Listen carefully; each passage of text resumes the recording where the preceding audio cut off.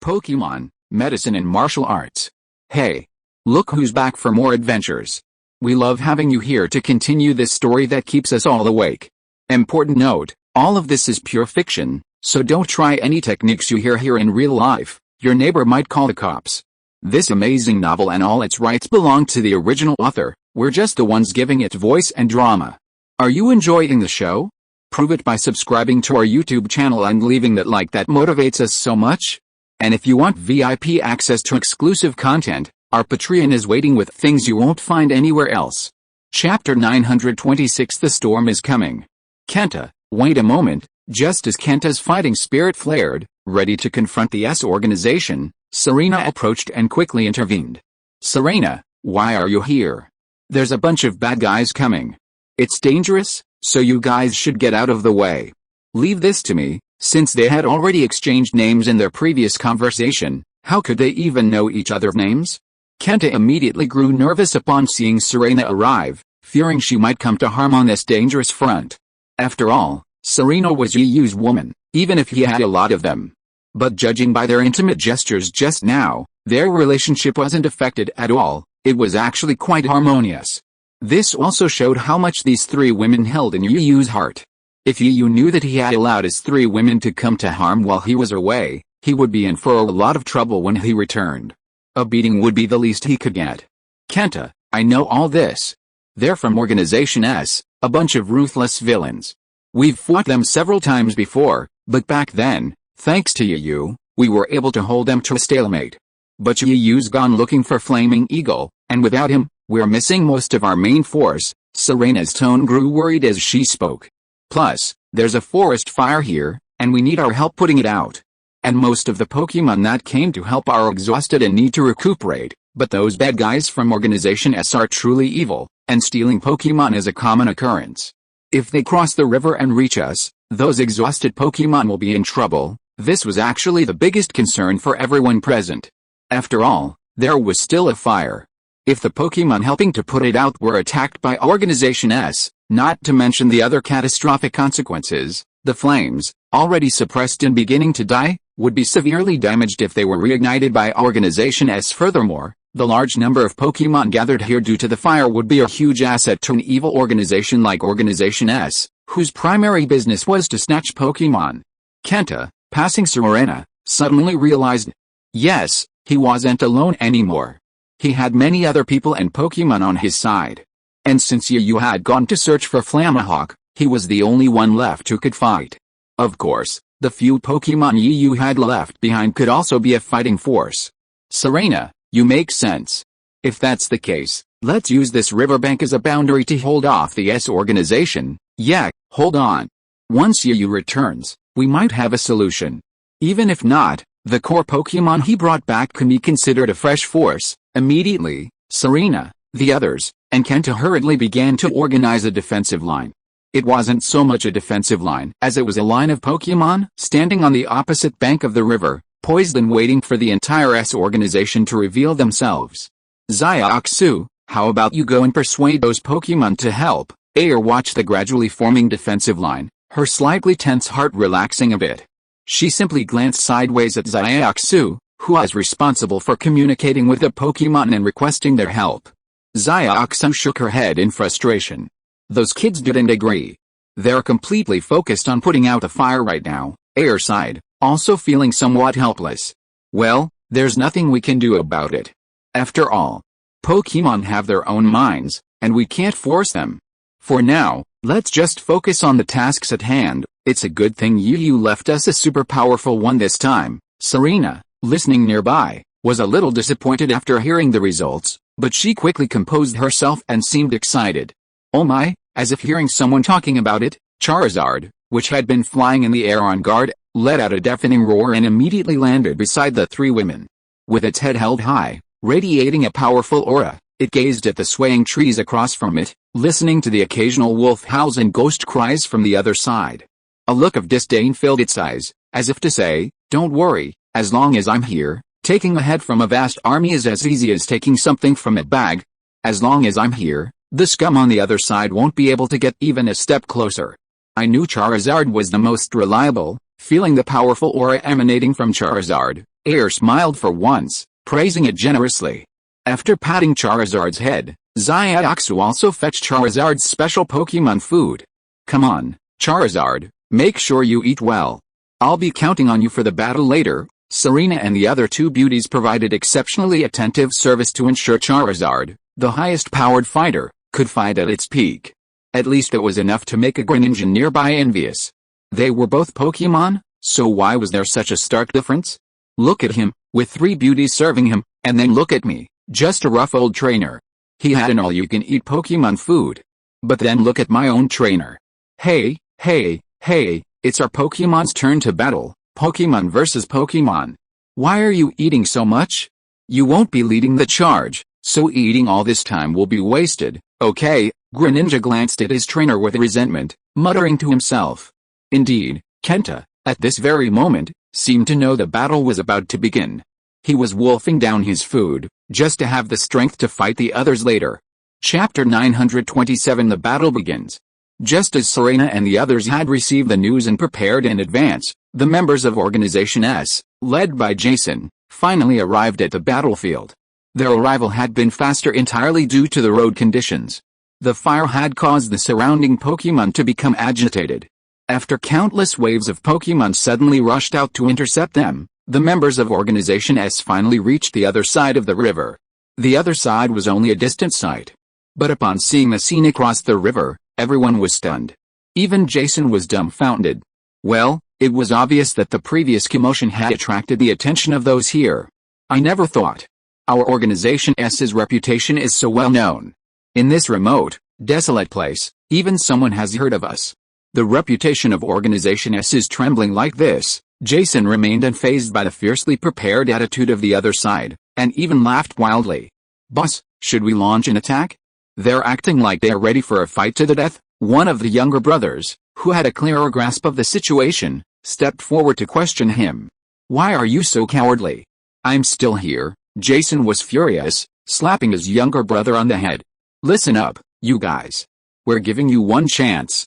Lay down your weapons, put your hands on your heads, and surrender. Otherwise, when we get there, you'll be in big trouble. It was a typical villain's opening line.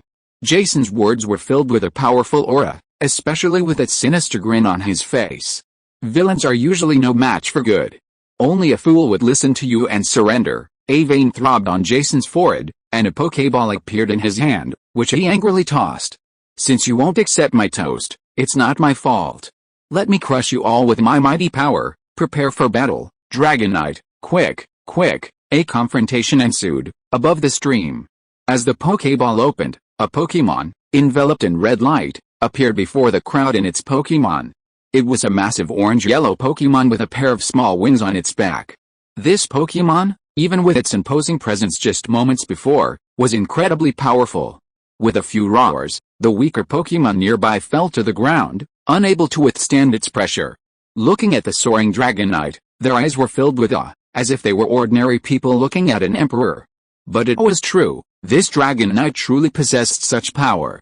Because Dragonite is a quasi-legendary Pokemon, coupled with its dual rarity as a dragon type, its status is self-evident. Especially since the Dragonite Jason released possesses the power of a king. At least from the aura it exudes, it's already at king level. It's no wonder the wild Pokemon gathered around to help displayed such expressions and actions.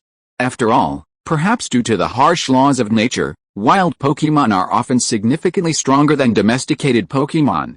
However, their power is limited, as they lack the resources and training of trainers. Aside from a few wild Pokemon that can be considered leader level, the rest are truly insignificant. Unfortunately, the strongest of these wild Pokemon that came to help was only at the quasi-legendary level. Even those that were slightly stronger were only close to king level. But thinking about it made him feel relieved. After all, this situation in the forest wasn't the first to occur. Any of the more prominent Pokemon in the forest wouldn't jump in immediately. In situations like this, they'd usually send out their lesser Pokemon. As for these Pokemon, the leader of their pack, they only appeared when something truly significant impacted their area of residence. Otherwise, encountering someone considered a significant figure by these Pokemon would be difficult. But now, such concerns were no longer an issue. The current situation left them no time to consider or even consider the situation of the wild Pokémon. Perhaps, for them, they'd become accustomed to it. After all, in the harsh laws of the forest, being left behind was a sin. It's this Dragonite. So, the one facing us is Jason, one of the 8 captains of Organization S. Kenta's pupils shrank to the size of pinpoints when he saw the Dragonite appear. The Dragonite before him was all too familiar to him. It had been one of the Pokémon that had attacked their village before. With both sides' attention drawn to it, Kenta didn't immediately realize the leader was Jason. Jason, on the other hand, had no idea what the sentry looked like. Even though he had attacked their village before, there were so many people there that he couldn't possibly remember them all. Even then, Jason had no interest in Kenta's thoughts. His interest lay in the trainer of Greninja.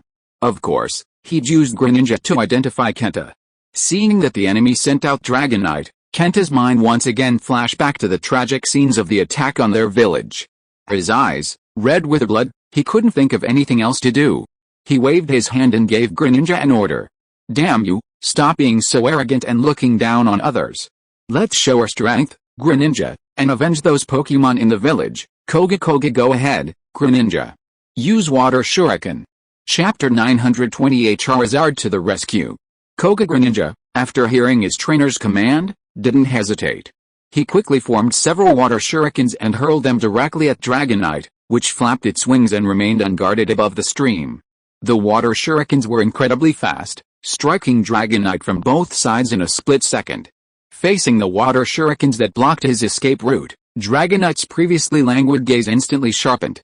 With a powerful swipe of the small wings on his back, Dragonite exploded with speed that completely defied its size.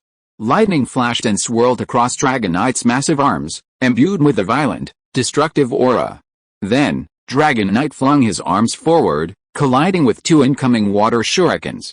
He'd expected a perfect hit from such a hasty sneak attack, but he'd been surprised by Dragonite's fierce fighting instincts. Even before his trainer's command, he'd assumed his hastily executed move would be a perfect defense against the water shurikens, but at least it would sustain some damage. But he'd been completely repelled, dissipating into puffs of white smoke the instant they met the lightning swirling around his arms. Dragonite, having successfully defended himself against the water shurikens, lost his guileless expression. Instead, he looked as if he was ready to rip Greninja, the sneak attacker, into pieces. Greninja was unsurprisingly startled by Dragonite's expression. He had a sneak attack opportunity, but it was cut short. "Greninja, what's wrong with you? Cheer up, don't be scared. Keep using Shadow Ball." Kenta saw his Pokémon startled, and he felt a surge of irritation. After all, he believed it was okay to be scared by any Pokémon, except this one. Urged by his trainer, Greninja quickly reacted. Though still somewhat intimidated by Dragonite's strength, he forced himself to brace himself and launched Shadow Ball directly at Dragonite. Despite Shadow Ball's guaranteed hit, Dragonite showed no sign of surprise. His gaze remained icy as he watched the scene unfold. Jason, Dragonite's trainer, showed no sign of reaction.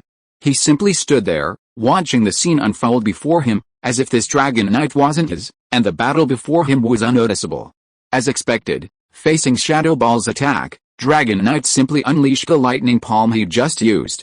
With a swipe of Lightning Palm, the incoming Shadow Ball instantly vanished into thin air.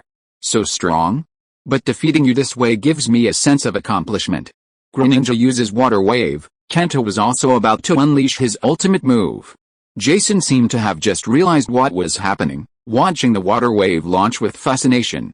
"Dragonite, show that ungrateful brat over there a glimpse of your power. Use 100,000 volts." Dragonite instantly condensed a violent bolt of lightning, blasting it out through the 2 tentacles atop its head. The initially powerful water wave, upon contact with the 100,000 volts, only lasted a moment before transforming into a cloud of water, drizzling down from the sky, a gentle, pattering sound like a brief, gentle rain.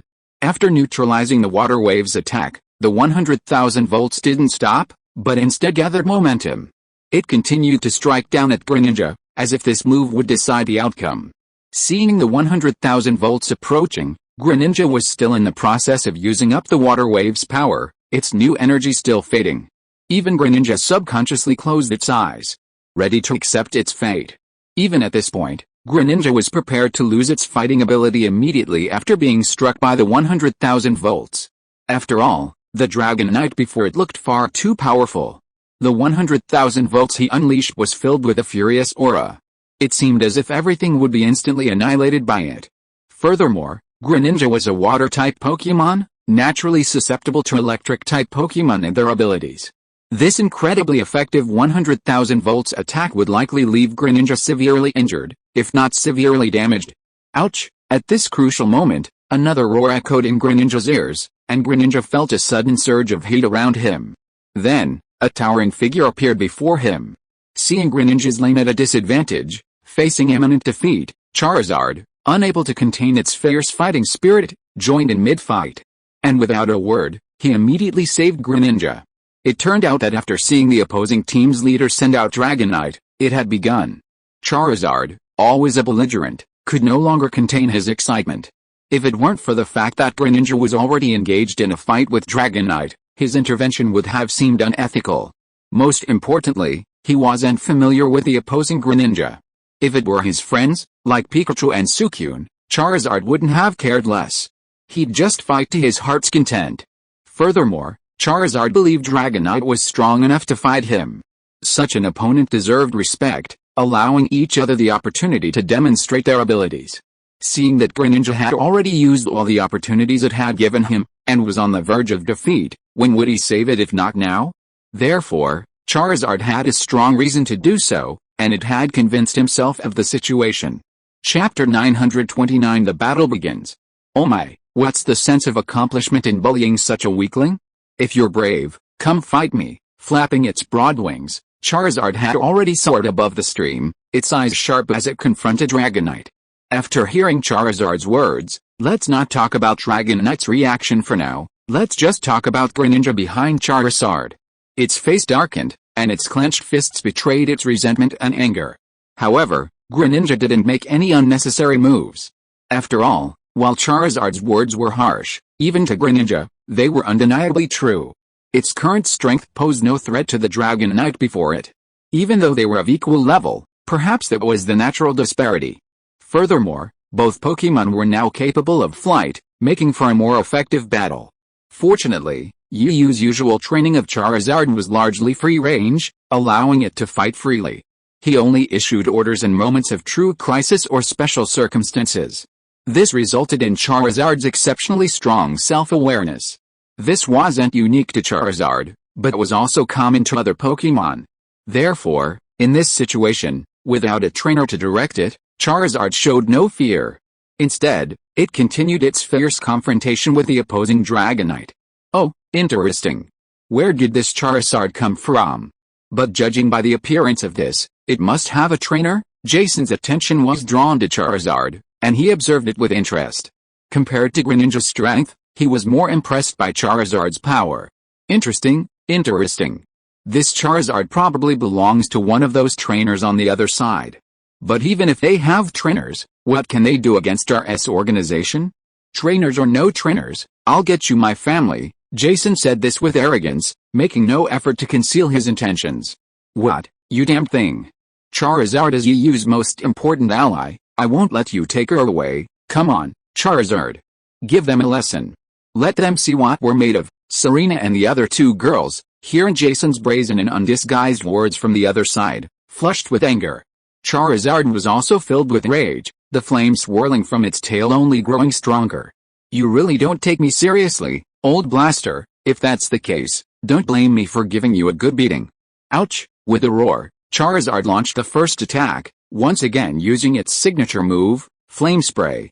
Facing the blazing fire, Dragonite didn't wait for Jason's command. Immediately, a breath of dragon-like power blasted Charizard's flames.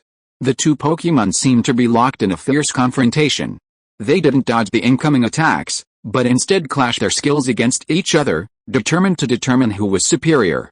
True to their status as supreme Pokémon, the mere sound of their battle echoed far and wide.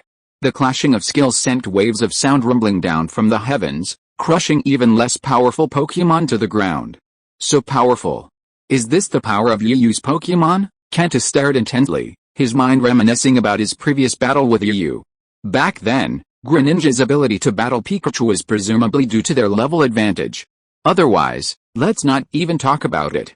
Just considering this level of combat talent and instinct, the difference between Greninja and Pikachu is simply too great.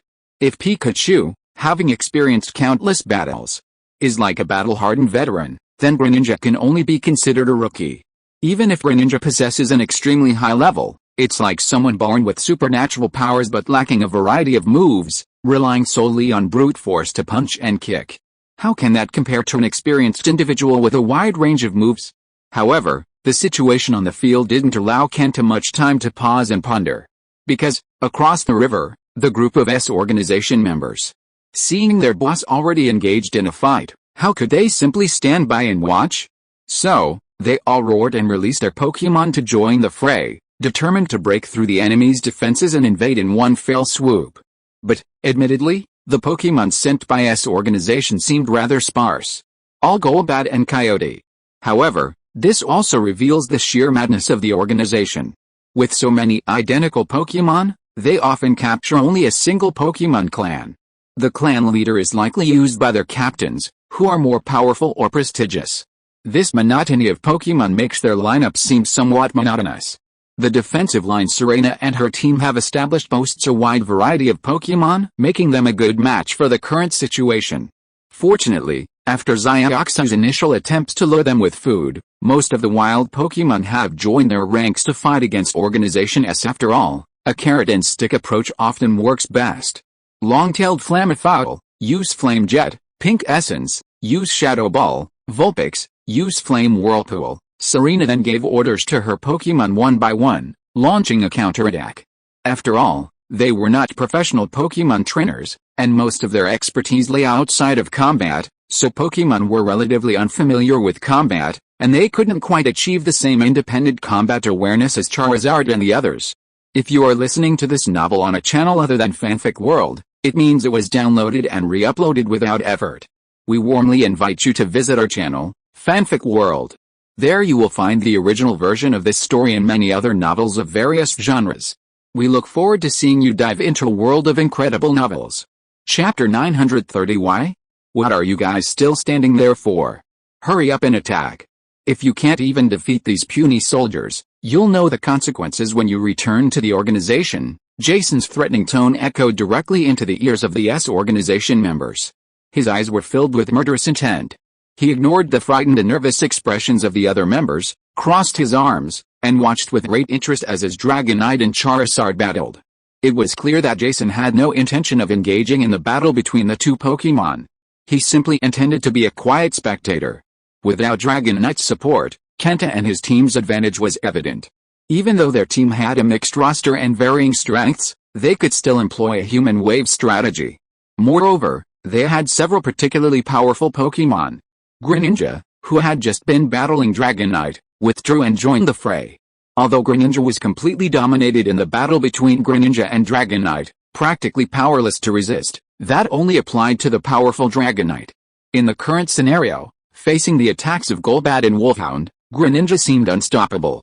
With his left hand, he launched a slashing attack, while his right hand unleashed a water shuriken. He slashed left and right, slashing with unrelenting force. These Pokémon were practically no match for him.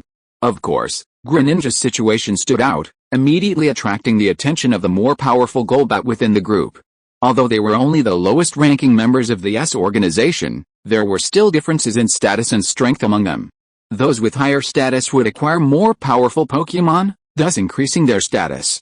Besides Jason, a battle team like this, there were also several capable team leaders.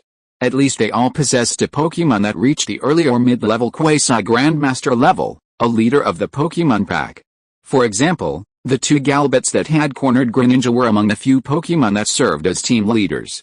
The addition of two quasi-grandmaster level Galbats kept Greninja at bay. This immediately caused Greninja to lose its former ease, as if its entire strength had been sapped. Attacking weaker Pokémon was now impossible, and it could only focus entirely on the battle, engaging the two Galbats. Kenta, with the addition of the two Galbats, refocused his attention on Greninja, issuing orders. While Greninja's containment prevented the lower-level Galbats and Galkin from suffering fatal blows, they were still struggling. After all, There are still a few relatively powerful Pokémon among the wild Pokémon. But right now, they seem completely unable to split up and fight them. As for why the stronger ones don't start to support, just like they did with Greninja, it's simply because any Golbat and Growler with any strength are now being pinned down by Serena and the other 3 women and their Pokémon. So, the question arises, the Pokémon Serena and the others have might be powerful, but how can they completely contain the battle-hardened, vicious, and ruthless leaders of the S organization? And don't forget the other Pokémon you left behind. That includes more than just Charizard. For example, Ditto, now transformed into a Gyarados, uses its massive body to sweep through Growler and Golbat. Smoldering Hawk and Buzzbit, 2 Pokémon of considerable strength, continue to battle. Even Snorlax, facing the 2 much weaker Wolfhounds, showed no fear. Blinking its large, seemingly adorable eyes, it showed no mercy to the 2 Wolfhounds that had cornered it. Its right hand glowed faintly white as it slammed down upon the 2 Wolfhounds. Incredibly, the 2 Wolfhounds were sent flying backwards the moment Snorlax's fists made contact. If you were here, he'd instantly recognize the Megaton Punch. Damn it, you bunch of losers. You're such a waste. If I didn't already have elite minions, why would I need you cannon fodder? You can't even handle these puny soldiers right here. Jason watched the scene unfold, his teeth itching with rage. He'd expected a crushing defeat without a doubt, but he hadn't expected his side to be the target of the crushing defeat. Oh my, quick, quick, the sounds of fighting overhead drew him upward. His expression immediately darkened. The opposing Charizard was actually fighting his Dragonite on equal terms. While the current situation indicated that his Dragonite was dominating Charizard, a decisive outcome was inevitable. However, the Charizard seemed to grow more courageous and ferocious with each blow, even employing many desperate moves. This made Dragonite seem somewhat restrained. While Jason was confident that his Dragonite would defeat the opposing Charizard, that didn't mean his Dragonite couldn't intervene, leaving him helpless to watch as Charizard held it back. Why? I didn't intend to do this, but since you forced me to do all this, then I have nothing to say. Crazy laughter and words came out of Jason's mouth, and his hand slowly raised up, holding a Pokeball. Chapter 931 Thoughts? Get ready for battle, Charizard. Jason threw the ball, carrying the Pokemon in his hand. A red glow enveloped the figure of Charizard, and it was revealed. It was clearly another Charizard, and this one was also at the level of a king. Its power was almost reaching near champion level. Charizard's mere presence was overwhelming. Even the Pokemon caught in the heat of battle felt a surge of pressure. Some of the weaker ones were practically breathless, even losing their fighting ability. This demonstrated the sheer power of Charizard. Even Charizard, currently engaged in a fierce battle with Dragonite, felt the effects of the attack. The 2 Pokemon, already engaged in a fierce battle, froze in their movements. Charizard, in particular, practically shrank in fear upon seeing Jason's Charizard. Its eyes were filled with fear of the Charizard, completely devoid of the recklessness it had initially displayed. Furthermore, with Charizard's sudden arrival, the situation on the field shifted dramatically. The advantage Charizard had previously enjoyed, thanks to its ability to contain Dragonite, was instantly shattered. Compared to Yu's Charizard, Jason's Charizard not only exuded a more intense aura, but was also significantly larger. Overall, however, Yu's Charizard possessed a more imposing and commanding presence. After all, the flame patterns created by Yu's Charizard's evolutionary transformation gave it a flaming armor. However, these were merely external factors. The more important factor was its inherent strength, absolute strength. Facing Jason's Charizard's blockade and stare, Yu's Charizard now dared not act rashly. Ouch! Glancing at the Pokemon across from him, who were warily watching their kind, Jason's Charizard simply grinned, a smile of deep disdain. It was as if he were addressing the Dragonite next to him. Alright, I'm here, you can leave. Go fight those less powerful Pokemon? Faced with Charizard's gesture, Dragonite was momentarily furious but unable to speak. Despite its previous imposing demeanor, it felt a touch of fear in the presence of Charizard, its trainer's first Pokemon. Even though they were of the same level, with a higher base stat and rarity, they were still no match for each other in sheer power. Yu's Charizard was stunned by the scene before him. It felt like deja vu, as if it had just happened. Wasn't this exactly how he treated Greninja? It's just karma, there's no escaping it. This, however, only confirmed Charizard's uneasiness. Looking at its skin across from it, his heart nearly leaping out of his throat. Though deeply resentful and aggrieved by Charizard's bossing, Dragonite still had to obey the orders of the team's leader, Charizard, before receiving orders from his own trainer. He glanced reluctantly at Chiyu's Charizard and then departed dejectedly. True, Dragonite was furious and resentful of his own Charizard. But for the Charizard on the other side, which had fought him so evenly, even seemingly outmatched, he felt a certain reluctance to leave.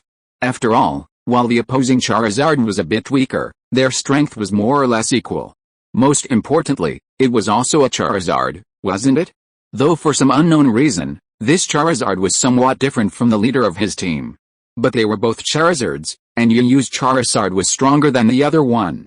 So, if Yu used Charizard to dominate, perhaps even pinning it to the ground and beating it up, wouldn't that also be a disguised way of beating up his own boss, Charizard? This was a long-held resentment within Yu, though he'd never dared to express it. But he hadn't expected such a good opportunity to be snatched up by his own, the odious boss, Charizard. It really was a case of getting a piece of the action. Scratching his bewildered head with a paw, Yu's Charizard couldn't understand why the Dragonite had just left. Logically, a 2-on-1 fight against Yu wouldn't be the fastest win. While he had no confidence, at least he could have a good fight. The process and outcome would probably be a bit frustrating. But he hadn't expected the other side to be such principled, badass Pokemon. They'd actually choose to fight one-on-one. Oh my, alright, since you're so respectful of martial virtue, I'll fight you with all my might, too. Yu's Charizard simply believed the other Charizard was showing respect for him. Therefore, even knowing the other's immense strength, its fighting spirit still burned brightly. Little did it know that such thoughts seemed naive to the other Charizard. Was he just being fair and just? He simply didn't want other Pokemon to interfere in his battle with the other Pokemon. Besides, the other Pokemon was also a Charizard. Since they were of the same species, they should just bully each other. Most importantly, he was 100% sure he could pin the other Charizard to the ground. As for why they had to fight each other? We're all from the same roots, so why our rush to fight each other? Isn't that good? However, to the Charizard, all these words were just laughable. It was aiming to become the world's most powerful Charizard, even surpassing those true Dragon-type Pokemon. How could it possibly harbor such a weak mindset?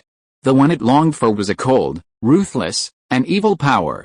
Chapter 932, Two Dragons Fighting. Ouch, ouch, a powerful aura emanated from the sky above the stream. The two Charizards, neither willing to yield, locked horns. The flames of their conflict threatened to engulf the entire world. Just as the two Charizards were about to engage in a fierce battle, Dragonite freed up its hands and joined the fray.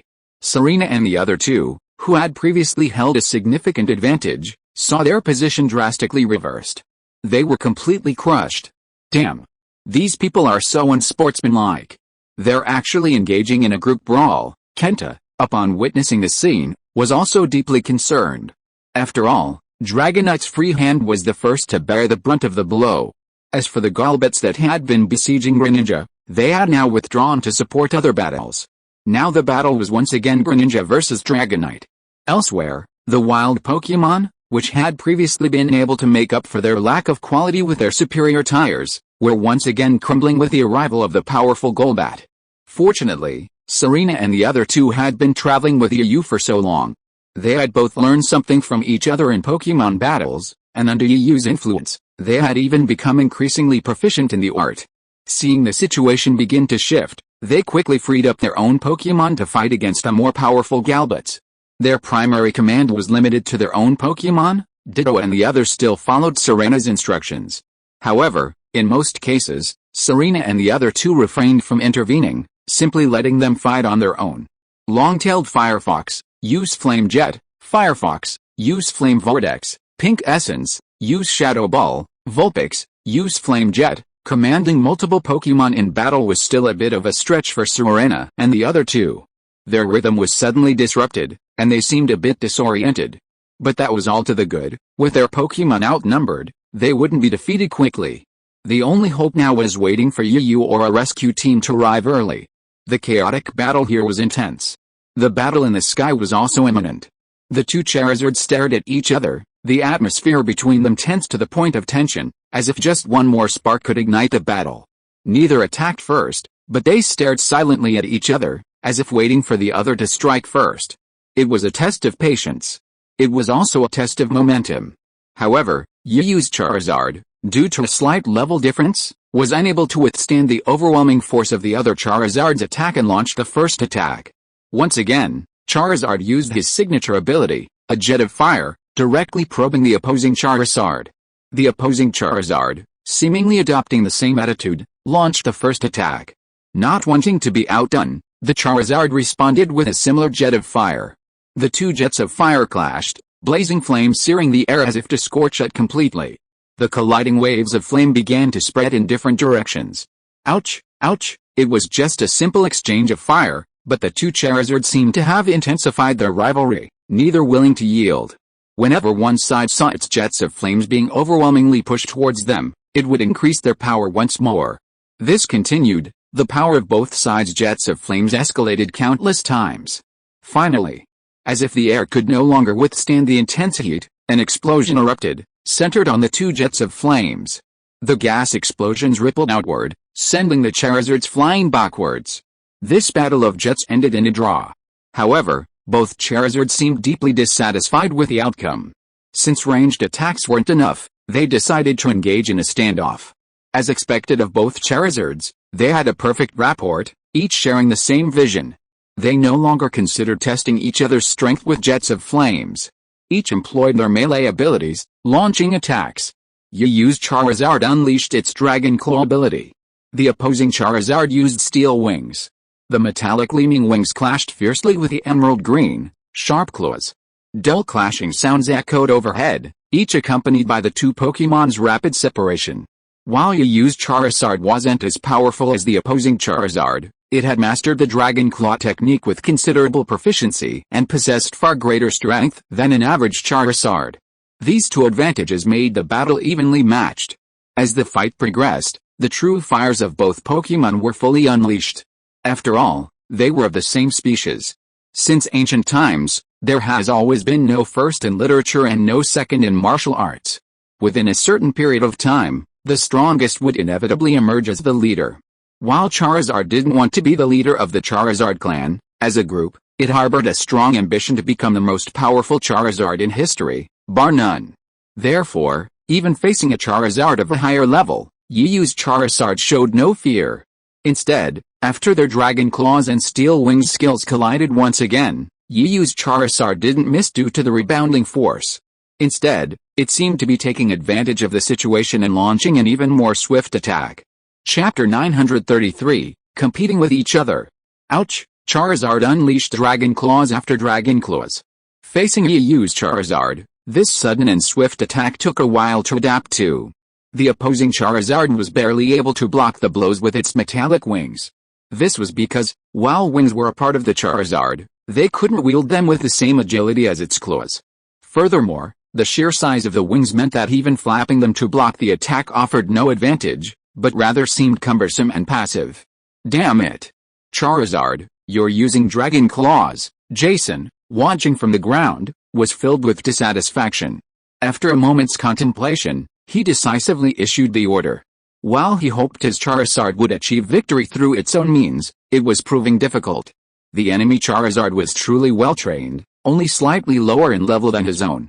And in terms of physical fitness and stamina, it was surprisingly comparable to his own, perhaps even slightly superior. There was no way around it. After all, Charizard's trainer was Yuyu. Yuyu was a pure warrior, and a warrior's primary focus was, of course, physical fitness. This subtly influenced his approach to Pokémon training. When it came to Pokémon training, Yuyu mostly focused on physical fitness, stamina, and skills.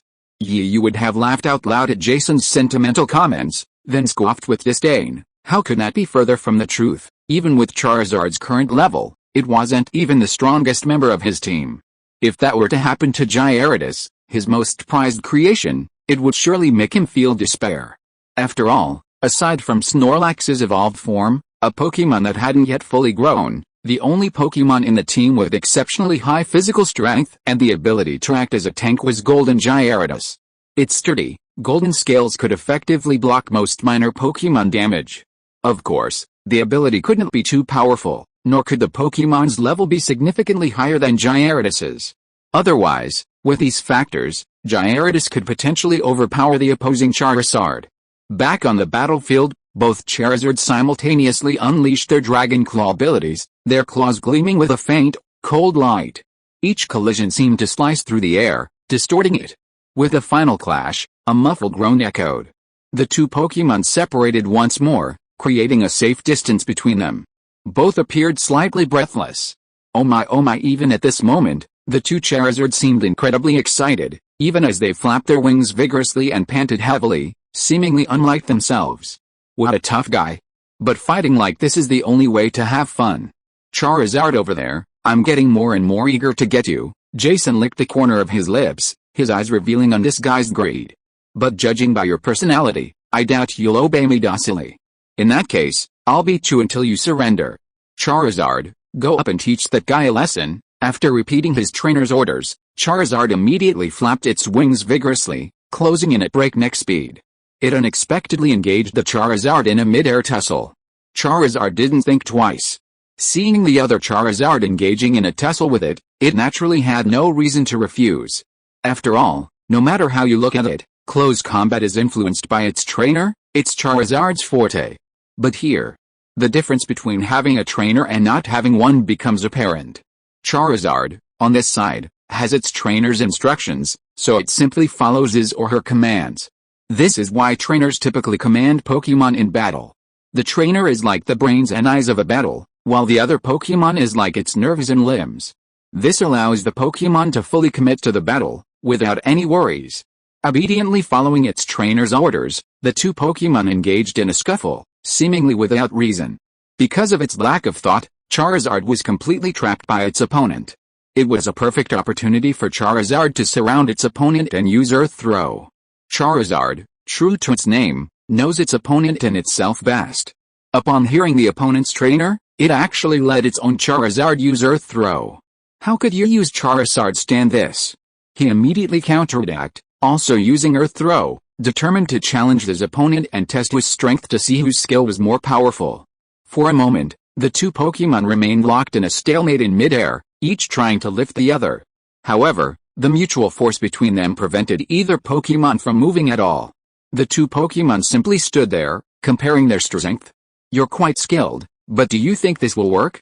Charizard, use Jet Flame to disrupt. Charizard obeyed Jishen's command without hesitation, unleashing a Jet Flame attack before the other Charizard could even react. The sudden attack of Jet Flame caught Charizard off guard, and the force in his grip naturally loosened. Therefore, the opposite fire-breathing dragon, after seeing the right opportunity, swiftly hugged the fire-breathing dragon in its arms, and began to leap into the air at a very fast speed. After reaching a peak, holding the fire-breathing dragon began to spin continuously. Chapter 934 Kixie Bluebird. After reaching a peak, Charizard, holding him, began to spin continuously. As it spun, a sphere soon emerged in the air. The spherical shape's appearance signaled the successful use of Earth Throw. Ouch! With a roar, Charizard, clutching another Charizard in his arms, was about to slam it to the ground.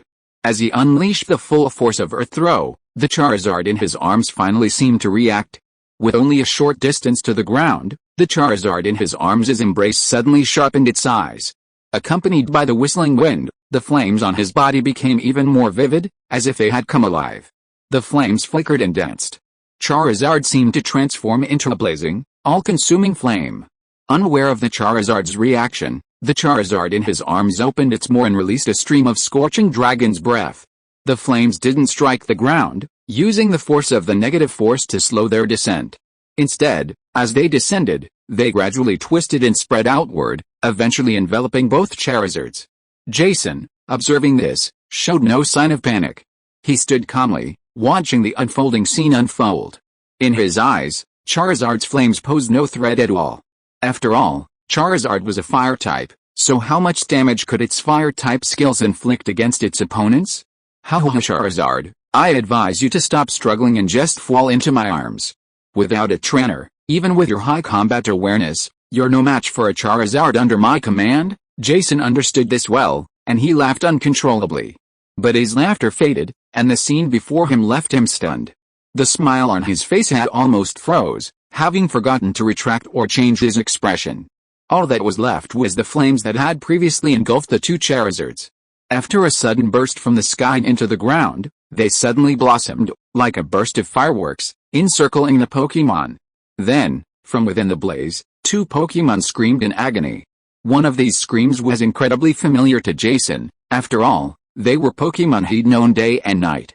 Jason's face darkened, bewildered by the scene before him. What's going on? What on earth is going on? His anxiety was so intense that he couldn't even think about getting married. Normally, he'd leave a Pokémon behind to protect him. He pulled his last remaining Pokéball from his waist and tossed it upward. Tanabe, and then, a regal Pokémon with vast, cloud-like white wings appeared in the sky, Tanabe Bluebird. It's said that Tanabe Bluebird brings happiness to people through its singing. When it finds someone it connects with, it wraps its soft, beautiful wings around them and hums softly. Therefore, Tanabe Bluebird is a relatively rare Pokémon. Tanabe Bluebird uses the Song of Destruction. Suddenly, the sound, which sounded so pleasant and gentle to humans, became incredibly sharp and devastating to other Pokémon after Tanabe Bluebird uttered it. The flames that had been struggling to maintain their hold, enveloping the two Charizards, seemed to be affected by the Song of Destruction. As the flames dissipated, both Charizards lost their balance and plummeted heavily from the sky. Fortunately, however, the two Pokémon landed on separate banks, avoiding the stream. Otherwise, given Charizard's current state, a crash into the stream could have been quite troublesome. Even so, Yuyu's Charizard was still seriously injured. It turned out that the previously defeated Charizard had already made a desperate attempt, unleashing a combined attack of fire and dragon breath at him. This also caused the other Charizard holding him to suffer significant damage. However, even so, the damage to the opposing Charizard wouldn't have been as severe. The Charizard had completely inherited Yuyu's ferocious fighting spirit, a willingness to sacrifice even his own life. This strategy of trading injury for injury resulted in the Charizard also being wounded and screaming in pain. While the effect might have lasted, the sudden onslaught of its death song overwhelmed the Pokémon. Jason's face was grimacing upon seeing this. He had never expected his Charizard to be injured. In his rage, he didn't even bother to keep the Charizard for himself. His face was so gloomy that it looked like water dripping from it. You're such a jerk. In that case, Tanabe Bluebird, unleash your frenzied attack. Tanabe Bluebird, having just appeared after receiving a call from its trainer, showed no regard for martial ethics. Flapping its cotton-thin wings, it launched a frenzied attack directly at Charizard, still sprawled on the ground. Blow after blow, scratch after scratch, pelted Charizard, leaving it with a look of pain. Charizard desperately wanted to retaliate, but the previous blow, coupled with a heavy blow, had momentarily rendered its body immobile and unresponsive. Fiery Arrow. At that moment, a petite black figure flashed by, taking advantage of Tanabe Bluebird's complete absence and sending it careening backward. It turned out that the Flaming Eagle, who was fighting on the other side, had noticed Charizard's precarious situation and, without even considering the opponent's continued struggle, immediately broke away from him and sent a lightning flash towards the Tanabe Bluebird to provide support. Honestly, this unexpected move was quite effective. At least judging by the Tanabe Bluebird's complete dislocation, Charizard had at least a moment to breathe. Chapter 935 Rescue. While Flaming Hawk's heroic actions had given Charizard a moment to breathe, this also meant that Flaming Hawk would now face a formidable opponent. At least with Flaming Hawk's current strength, he would undoubtedly be outmatched by the Tanabe Bluebird. As expected, seeing the tiny creature, a creature with the same flying abilities as himself, missing the best opportunity to defeat Charizard because of him, Tanabe Bluebird immediately became enraged. Its previously gentle gaze took on a fierce intensity. Flaming Hawk seemed no longer a Flaming Hawk, but rather a prey. Flaming Hawk flapped its frail wings and felt a chill wash over it. Even Flaming Hawk shuddered, following the direction of the sensation and seeing Tanabe Bluebird looking at it with the same expression as if it were fish on a chopping block. However, the Fiery Arrow Eagle had no time to think. The Kixie Bluebird had already launched its attack. Kixie! The Kixie Bluebird's high-pitched cry echoed through the air, accompanied by a wave of destructive energy that surged towards the Fiery Arrow Eagle. While the level difference between them might be significant, the Fiery Arrow Eagle's fighting instincts were undeniable. In a split second, the fiery arrow eagle recovered from its fear. Watching the dragon wave approaching, it flapped its wings and unleashed whirlwind blades one after another, attempting to use the sharpness of the whirlwind blades to completely shatter the dragon wave before it. However, this proved to be naive. Or perhaps it was simply a gross underestimation of the Kixie Bluebird's strength. Facing this dragon wave, even though the fiery arrow eagle had given its full strength, the whirlwind blades it used were unprecedented in number and power. With the aspiration to slash through everything, he attacked the dragon wave, seeking not to shatter it, but to stop it. However, when each whirlwind blade struck the energy wave created by the dragon wave, not only did it fail to block it, but it was instantly extinguished. Thus, the dragon wave continued to gather momentum. With the aspiration to destroy everything and sweep through all paths, before the fiery arrow eagle could even react, or more precisely, before the fiery arrow eagle, whose whirlwind blades had no effect on the dragon wave and had become withdrawn, the dragon wave attacked the fiery arrow eagle fiercely, showing no mercy. A small explosion instantly erupted in the sky above the fiery arrow eagle, which had been struck by the dragon wave. Smoke immediately enveloped the sky, but then a dark shadow emerged from it, plunging headfirst into the gentle, crystal-clear stream. The stream, previously motionless, suddenly began to flow silently as the shadow plunged into it. Soon, Flaming Hawk's body emerged from the water, its eyes already circling. Ripples of water spread outward in circles, its body swaying with the current. This was a good thing, as Flaming Hawk had landed in a stream. While also a fire-type Pokémon, it lacked the flames of life force that Charizard possessed. Therefore, while the water was a bit uncomfortable for Flaming Hawk, it generally had no effect on it. The stream's water even mitigated the damage it sustained from falling from the sky. Flaming Hawk, Serena and the other two, still directing the Pokémon in battle but keeping a close eye on the action, exclaimed in surprise upon witnessing this scene. They all threatened to plunge into the stream to rescue Flaming Hawk, now incapacitated and completely unconscious. After all, a Flaming Hawk in this state was incredibly dangerous. Although the aftermath of the battle had frightened some Pokémon away from the water, a few daring Pokémon remained. Perhaps a few sharp-toothed fish, appearing from nowhere, or Gyarados hidden deep in the water, would suddenly burst forth and devour the tiny Flaming Hawk in one gulp. The thought was truly terrifying. However, someone, or more accurately, a Pokémon, had outstripped the three women. A single blue figure flashed past, and Serena and the other two didn't even glance back before they could sense the whistling wind from behind. Looking closely, it was Kenta's Greninja. But it didn't matter who it was, Serena and the other two were filled with gratitude for anyone who could save Flaming Hawk. "I'll leave Greninja in your care," Air and the others shouted in unison, a little hoarsely, as if they were giving their final instructions. But at this moment, Greninja, who was the center of the topic and the center of the whole audience, was very upset. "What's going on? I was just inexplicably knocked away by Dragonite's punch. Why did you bring the topic to me? And the way you girls looked at me. It's like a mother-in-law marrying off your daughter."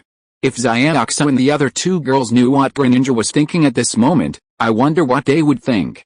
Would they directly say something like, "Give me back the touch I just gave you, you bastard"? It turned out that this was what happened. Greninja flew into the water not because it wanted to, nor was it because it saw the Flaming Hawk fall into the stream without any fighting ability and went to save it. It was simply because Greninja had just been fighting Dragonite, and for some reason, Greninja had gotten into a melee with Dragonite. Initially, Greninja had been cautiously engaging Dragonite, back and forth. But just then, the sudden chorus of shouts from Xiaoxia and the other two girls had caused Greninja to shudder for no apparent reason, and Dragonite had seized the perfect opportunity to unleash its signature lightning palm. Chapter 936 Xiaoxia's questions. What's going on? What's going on? Greninja was completely bewildered. But after a brief moment of interaction, he quickly understood what exactly had happened. Glancing at Snarfly, about to be swept away by the water, Greninja grabbed it without hesitation. While he still had some confusion about the situation, he couldn't stand by and watch it perish. So, by some strange coincidence, Greninja finally managed to rescue Snarfly. As expected of a water-type Pokémon, Greninja thrived in the water. Even clutching a Snarfly, he swiftly reached the shore. However, Dragonite, already approaching, was no match for Greninja. Without hesitation, he unleashed another lightning palm strike directly at Greninja's head. Ditto finally had a hand free to come to the rescue. With a flash of white light, a Pokémon identical to Dragonite appeared. Without hesitation, they unleashed a Thunder Palm attack, colliding with Dragonite's. Dragonite truly deserves to be the fastest Pokémon in the Kanto region. Even the Dragonite imitating Ditto possessed that kind of speed. Of course, it would likely be slightly slower than the real Dragonite. However, this could be compensated for with training. Coincidentally, Yu's Pokémon possessed strength and stamina, which were their greatest strengths. Therefore, Ditto's rescue was incredibly quick. The moment the two Thunder Palms collided, an explosion erupted without a second thought.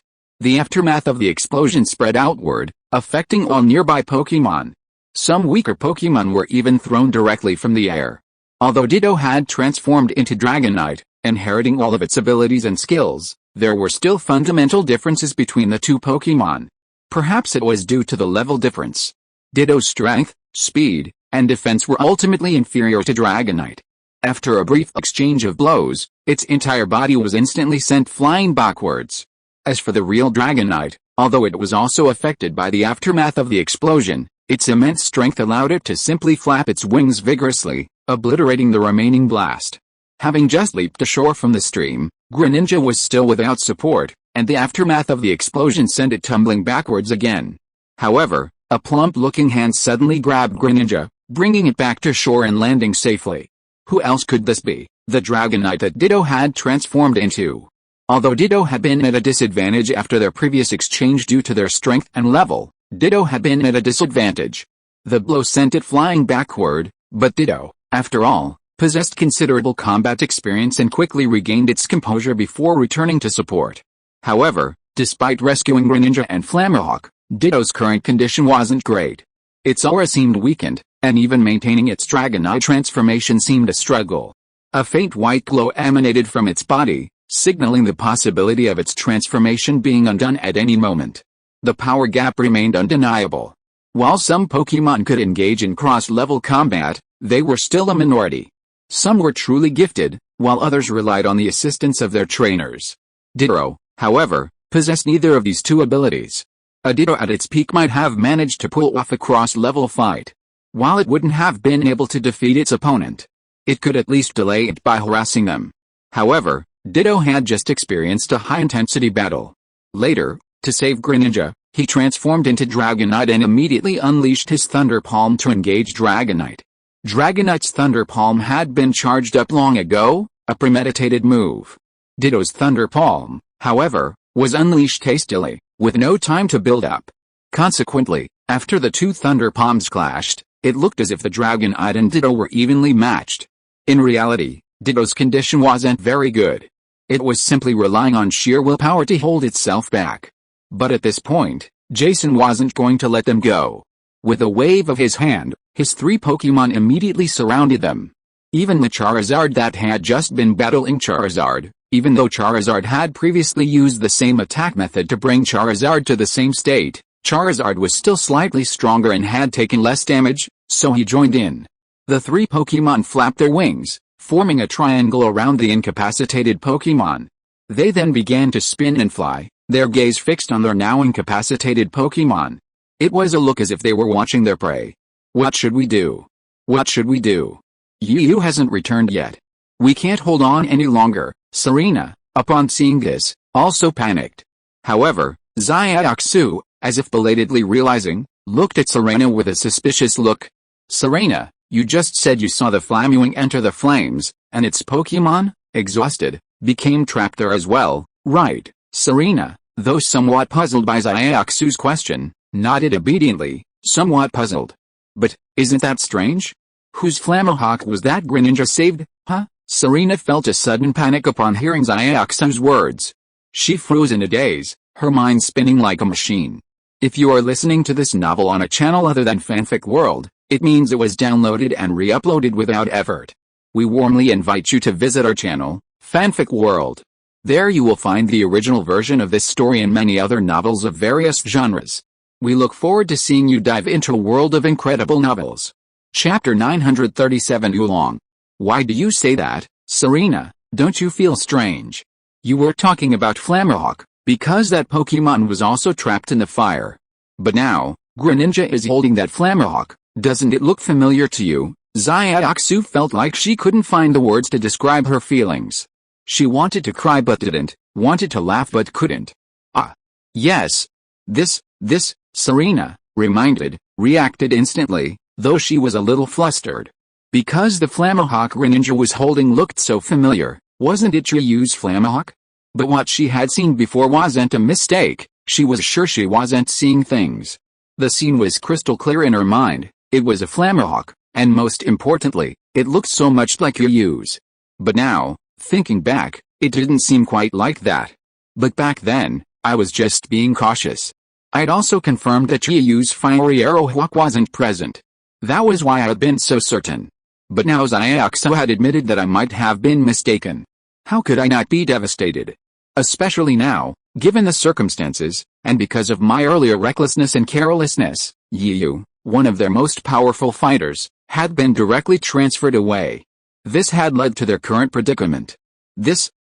How could this happen? Serena muttered, somewhat distractedly. Xiaoxu didn't mean to blame Serena, she was simply curious and inquiring. She hadn't expected such a consequence. He quickly patted Serena's shoulder, offering comfort. It's okay. It's okay. Riyu is so strong, we must trust him. And the news of our battle should have reached him long ago, he should be back soon, we must trust him. Air finally pulled himself away from the monograph on the battle and comforted Selina. That's exactly what I said. And Serena, even if you didn't say anything, or maybe you were mistaken, after being together for so long, you must know Riyu's character. He'd definitely disregard any danger if he heard a Pokemon was in danger. Even if we didn't say anything, he'd definitely go in and live there without a care in the world. I just didn't expect the S organization to show up at this time. How can you be blamed for all this? Stop blaming yourself. If you have to blame anyone, blame the S organization, they're the culprits. Hey, you three ugly women across the way. You're slandering me, you know. Although the scene seemed chaotic for a moment, Jason heard the conversation between Serena and the other two, especially Air's words of comfort to Serena. He immediately expressed his displeasure, and his words were merciless. It would have been better if Jason hadn't said anything, but now it was like stirring up a hornet's nest. He was already feeling guilty for mistaking the Flammahawk for Riyu's departure, and now he was in a passive position, feeling a bit guilty. At that moment, the three women vanished without a trace, each glaring fiercely at Jason with eyes blazing with fire. Ugly, ugly, ugly, these were the words that kept running through their minds. What did you say? Say it again, they roared in unison, completely unaware that the three seemingly gentle and charming girls just moments ago would unleash such ferocity. Their eyes, filled with the desire to tear someone apart, were so intense that even Jason, one of the 8 captains of the S organization and a veteran of all kinds of events, didn't even flinch. How dare you call us ugly? I'm so pissed. Long-tailed Firefox uses jet flame, that's too much? I will never forgive you. Firefox uses flame whirlpool. The Pokemon in the hands of the three women seemed to sense the anger raging between their masters, and each one was immediately infected with rage. Especially after each of them heard their master's attack orders, they each unleashed their own attacks. As if swayed by this sentiment, the Pokemon's abilities were even more powerful than usual, appearing even more imposing. However, these attacks were ultimately too much for the sheer might of the force. Facing each Pokemon, they launched continuous attacks, until, in the end, they coalesced into a ferocious fire dragon. But even against this fire dragon, it proved vulnerable to true dragon-type Pokemon. Dragonite gently flapped its wings, pulling itself out of the triangular formation. Facing the fire dragon's attack, Dragonite suddenly opened its mouth and unleashed a massive water cannon. The blast sent a dazzling spray through the air. Without a moment's delay, it slammed into the fire dragon. The once imposing and ferocious Charizard only managed to hold out for a moment before the fierce onslaught of water bubbles extinguished it instantly. Only plumes of steam rose, signaling the presence of a Charizard. With undiminished force, the water cannon slammed into the group of Pokemon, including the fiery fox. For a Pokemon of Charizard's rank, even with its stats being restrained, it could withstand a single blow without immediate loss of combat capability. However, for less powerful Pokemon, it was a devastating blow, akin to the Italian cannon of a 2nd Battalion commander. Furthermore, For the fiery fox, whose stats were restrained, the blow was devastating. Following the resounding explosion of the water cannon, the Pokémon, already enraged by their master's emotions, instantly lost their combat capability.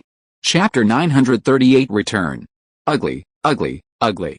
I continued, what do you do to me? After seeing the dormitory and the venue, Jason became more and more arrogant, and even made it look like he stretched out his head and let the three girls of Salina beat him casually. But it is precisely because of this that the three women of Salina were so angry that they were gee.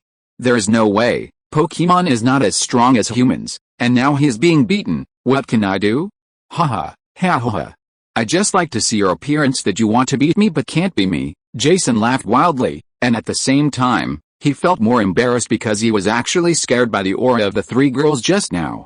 Therefore, in this case, he certainly had to take revenge and humiliate the other three women as hard as possible. Ayer and the others were so angry that their pretty faces were flushed, but they could only do nothing. After all, their Pokémon's strength is indeed not as strong as the other party. Another thing is that even if the Pokémon is still in full swing, under this situation, it will probably be the same as the result just now. When it comes to Pokémon competitions, they're undeniably capable of showing off their skills, even giving the other team a run for their money. However, when it comes to Pokémon battles, they're truly helpless. Xiaoxu felt the same way. When it comes to Pokémon training, she believes there are probably only a handful of people better than her. Ha ha ha, you guys are so adorable like this. Jason had a slightly perverse smile on his face, and the madness in his eyes was even more frightening. Wait until I've dealt with these troublemakers, then I'll deal with you. Although Jason was extremely interested in Xiaoxu and the other two, he hadn't forgotten the purpose of his mission. Alright, all three of you, stop playing around and finish this battle quickly.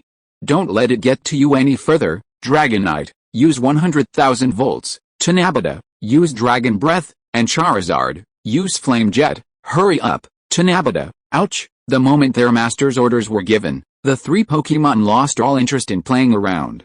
Although their wings continued to flap, the three Pokémon continued to surround Charizard and the injured Pokémon. However, this did not affect their ability to charge their attacks. Seeing this, Serena and the others, whose faces had been flushed with anger, suddenly turned pale. They stared in horror at the charged abilities that could be unleashed at any moment by the three Pokémon. Damn it! My flare.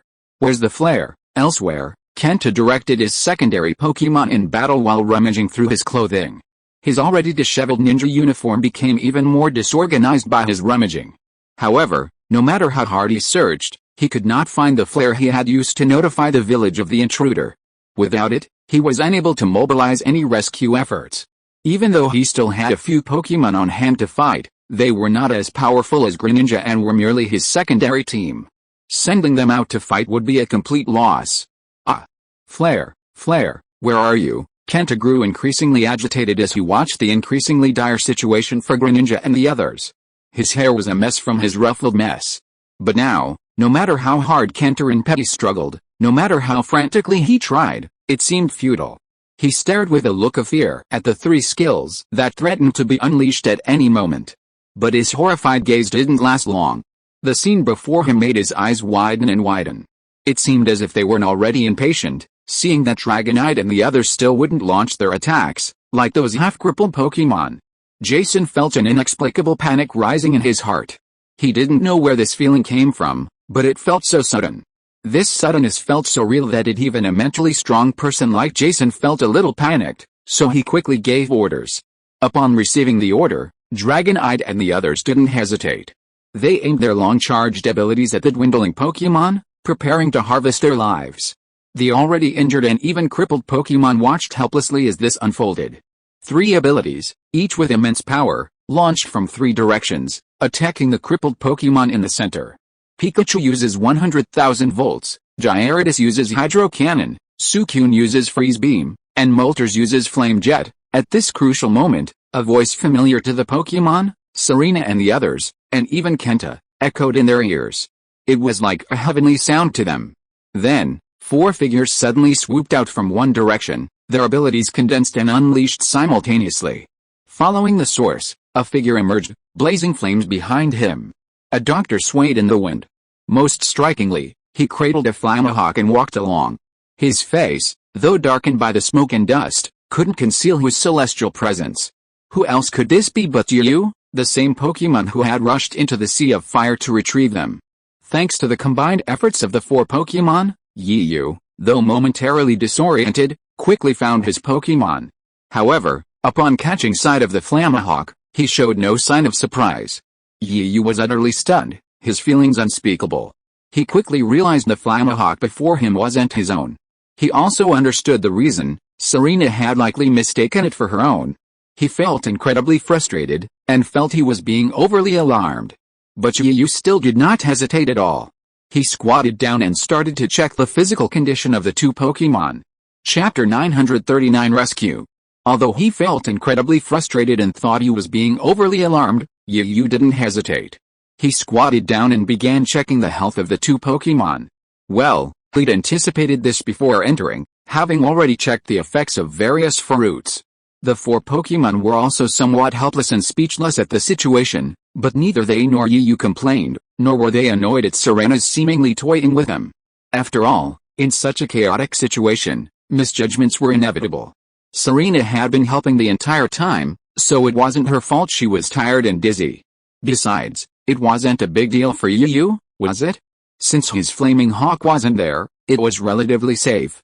As for Yu risking his life to run into this sea of fire for 2 Pokémon that had nothing to do with him, it seemed a bit of a loss.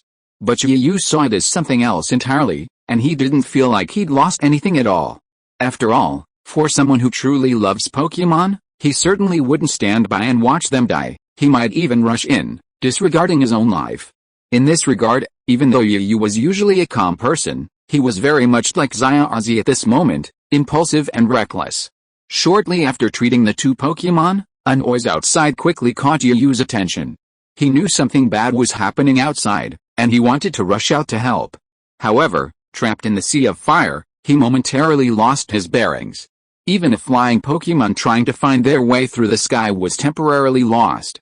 After all, even a flying Pokémon would have difficulty seeing clearly in the thick smoke. Furthermore, the smoke was extremely irritating, not to mention the sight of other Pokémon, even a fire-type Moltres. Under the thick smoke, he couldn't hold out for long before tears welled up in his eyes. Fortunately, it wasn't too late. Just after emerging from the Sea of Fire, Yu overheard Jason insulting Serena and the other 2 and issuing orders to his Pokémon. He also saw the Pokémon he'd left behind, all battered and wounded, huddled together. Though he couldn't fully grasp what was happening outside, it didn't affect his imagination, and he immediately became enraged. However, the most important thing for him now was to stop the last Pokémon from attacking Charizard, which had completely lost its fighting power and was huddling together for warmth. Fortunately, Pichu and the others reacted quickly. Having just emerged from the Sea of Fire and heard their trainer's orders, they didn't hesitate at all. After finding their target, they launched their attacks without holding back. It was also true that, despite the fact that Pichu and the others, with the exception of Moltres, were only at the quasi-elite level. But the skills they unleashed were no less powerful, each imbued with a deeply dangerous aura. Their combined abilities, directed towards the same target and direction, merged into a single, even more terrifying beam of energy. This terrifying energy, when combined with the combined energies of the 3 skills, erupted in a mere instant, a deafening explosion. This time, the blast was even more widespread, affecting a vast area.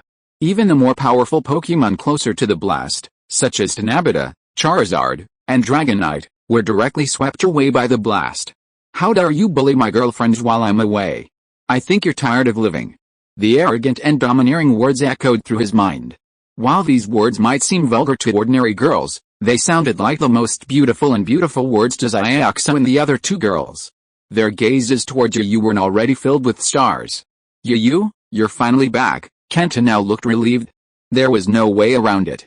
As the representative of the strongest team, the pressure Kanto had been under was simply too much. It was so great that he was almost unable to bear it.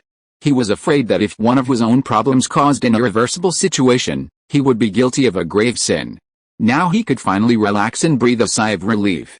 Looking at the sudden appearance of the person in Pokémon, Jason's eyes narrowed slightly, and a sense of dread filled his heart. The 4 Pokémon following the young man were truly bizarre.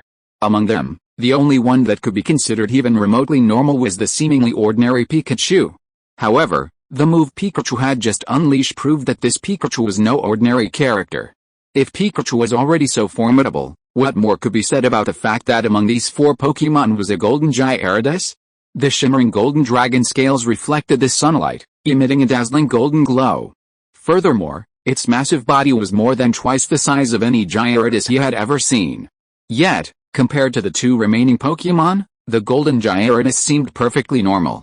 The remaining 2 Pokémon were actually legendary beasts.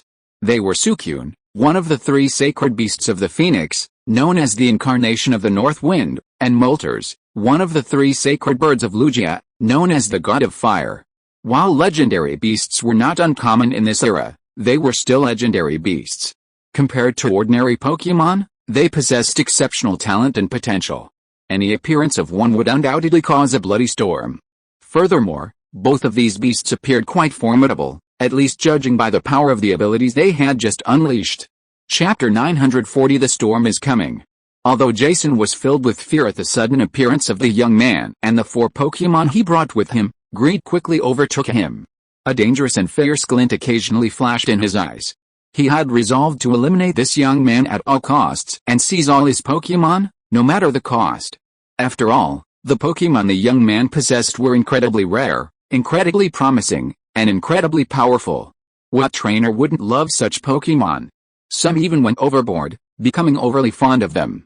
After all, of the 4 Pokémon before him, aside from Pikachu and Golden Gyarados, which were usually easily found, Suicune and Moltres were far more difficult to find. Their origins were shrouded in mystery, appearing and disappearing almost without a trace. Even within his own organization, no one he knew of possessed a legendary beast. Not even one, at most, a quasi-god level Pokémon. If he could bring all of these Pokémon back to the organization, he'd have a 100% chance of becoming one of the 8 captains. Furthermore, the organization and the boss would surely reward him handsomely, with piles of cash and beautiful women to enjoy. Jason almost drooled at the thought of something gratifying, but he quickly snapped out of his reverie. He stared intently at Yu, who stood just a short distance away, separated by a stream. Who the hell are you? Why do you have such rare Pokémon? And 2 legendary beasts following you? This was Jason's sole curiosity. He desperately wanted to know how this young man had managed to keep these legendary beasts following him so faithfully. However, Yu seemed to ignore Jason's question. He approached Charizard, which had completely lost its combat capability upon noticing their arrival, and began to check its current health. Fortunately, Charizard and the other Pokémon had only lost their combat capability due to excessive loss of energy, and were not in serious danger. Therefore, after an initial diagnosis, Yu pulled out a few remaining blue tangerines from his pocket and stuffed them into the mouths of the incapacitated Pokémon. While the blue tangerines weren't as potent as the resurrection-boosting meat ribs, they were indeed a magical fruit that could restore Pokémon's strength. Just a few of these were enough to cause the incapacitated Pokémon, which had been lying motionless on the ground, to respond accordingly.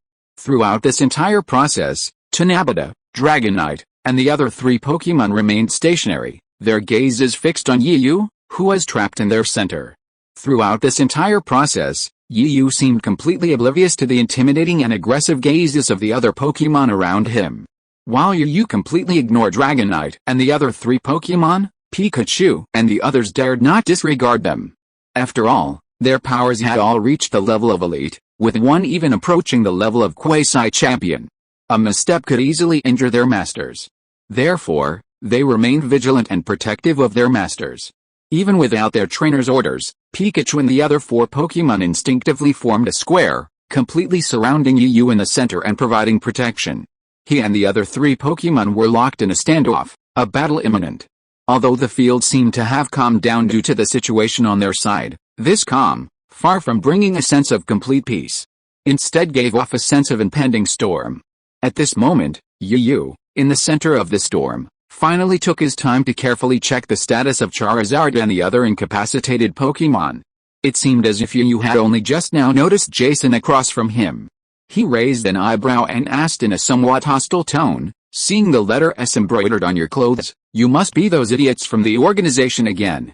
I can't believe it's been all this time, and you still haven't learned your lesson, Still doing evil out there? I've actually encountered you, so I won't let you off. Oh. I'm really curious. Why wouldn't you let me off? Jason responded with a frivolous retort, but then his expression quickly changed, revealing a sinister and terrifying smirk. Don't try to scare me, kid.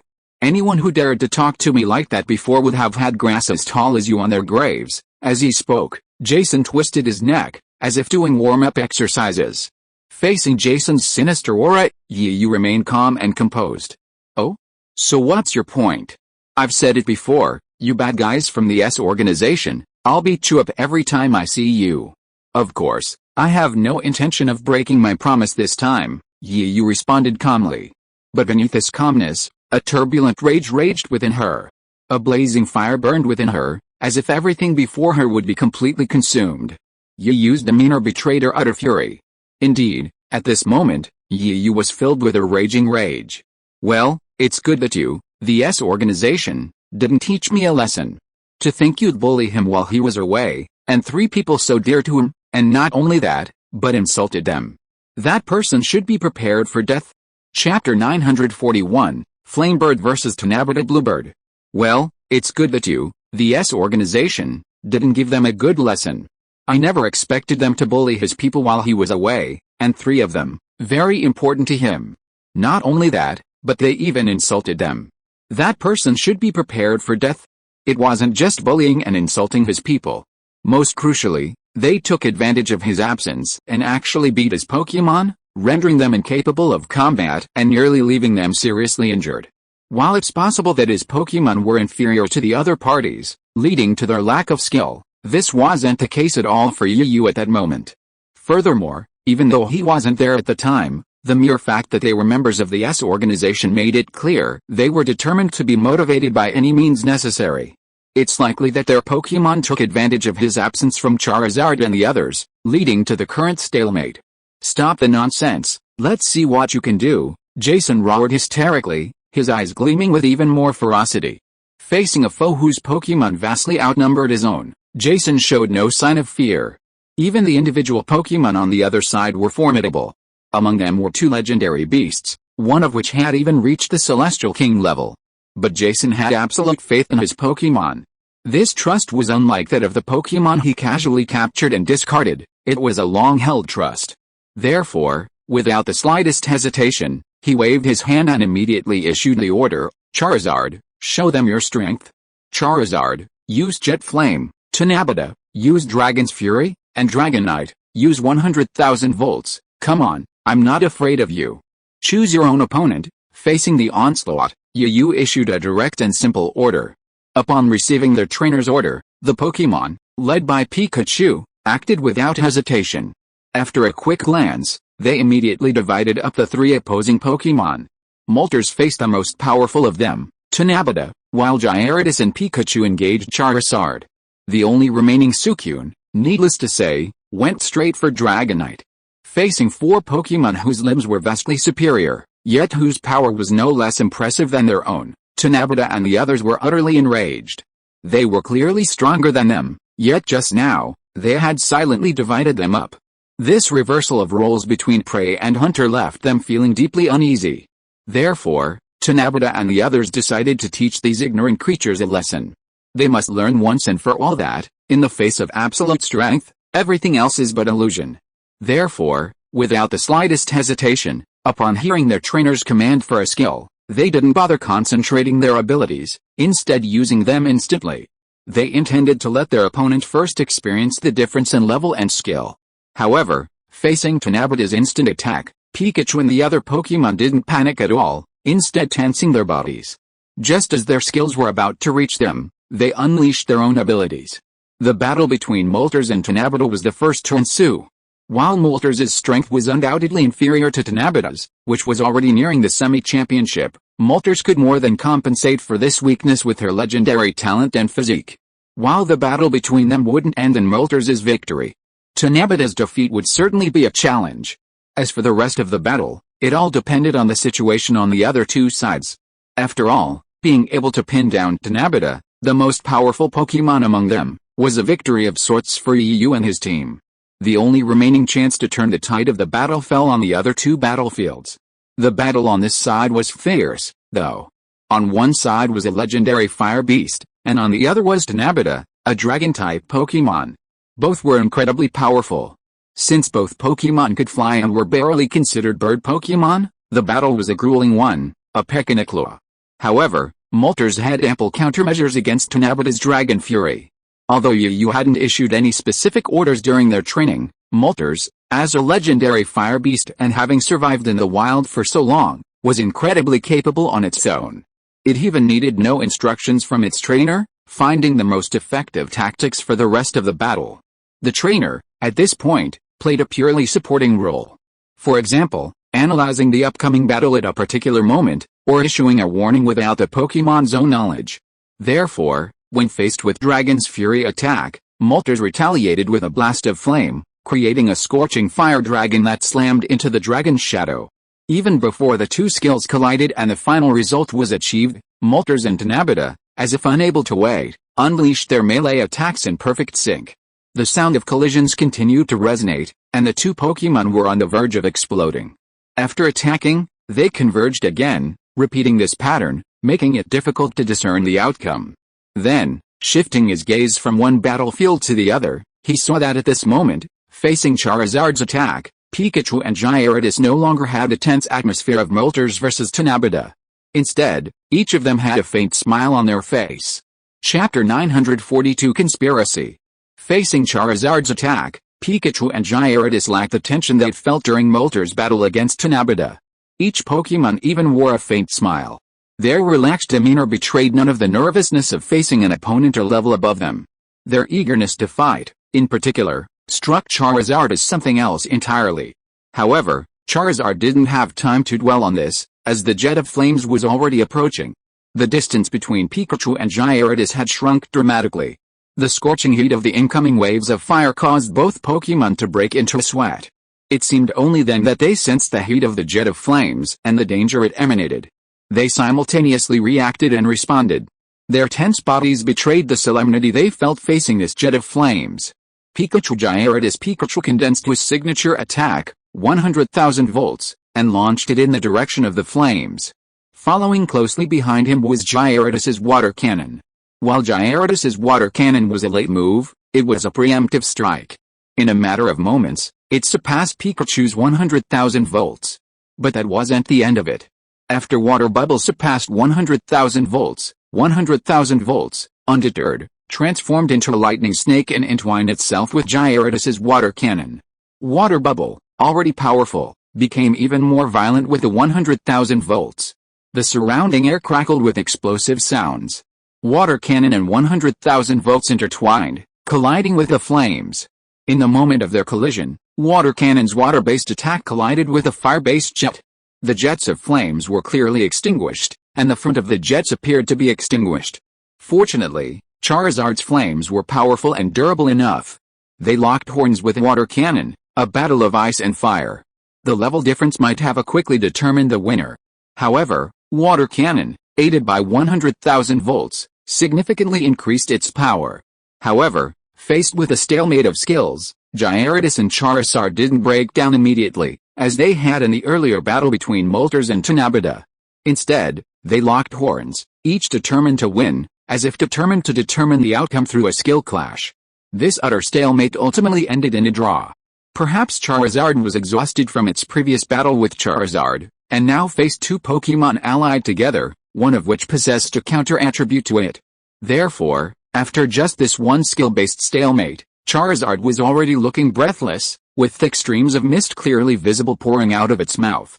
Meanwhile, Pikachu and Gyarados were brimming with energy and fighting spirit. They showed no sign of expending any energy, even panting, from the intense battle. Ouch! Charizard stared at the two Pokémon facing him with a serious expression, treating them as opponents of the same level. Therefore, despite his heavy breathing, Charizard's gaze remained fixed on the two Pokémon. His gaze constantly followed their movements, as if ready to launch a counterattack at any moment. However, for some reason, when he saw the two Pokémon smile, Charizard felt a surge of panic. Ouch! What was wrong with those two? Why were they wearing such creepy expressions? That look in his eyes was too vulgar. As a result, Charizard instinctively covered his private parts, his gaze becoming evasive and vague. These two Pokémon weren't planning to do anything unspeakable to him, were they? I'm not good at spitting, we're all males. Gyarados, boss, look at that Charizard over there, it looks like it's about to collapse. Pikachu, I saw it without you telling me. Gyarados, boss, I suddenly have a really good idea. Since they're all Charizards, why don't we do this? You know what I mean. At this moment, the two Pokémon quietly huddled together, conversing quietly. Pikachu looked at Charizard with a more malicious look, while simultaneously giving Pikachu a look like you know what I mean. Pika, what the hell, I know what you are talking about now. Pikachu seemed a little confused, and really couldn't understand what this Gyarados guy was doing. Gyarados, oh, boss, why are you being stupid now? That's it. Do you always feel that this Charizard guy deserves a beating? Especially after his strength surpassed ours, that smugness seems to have never diminished.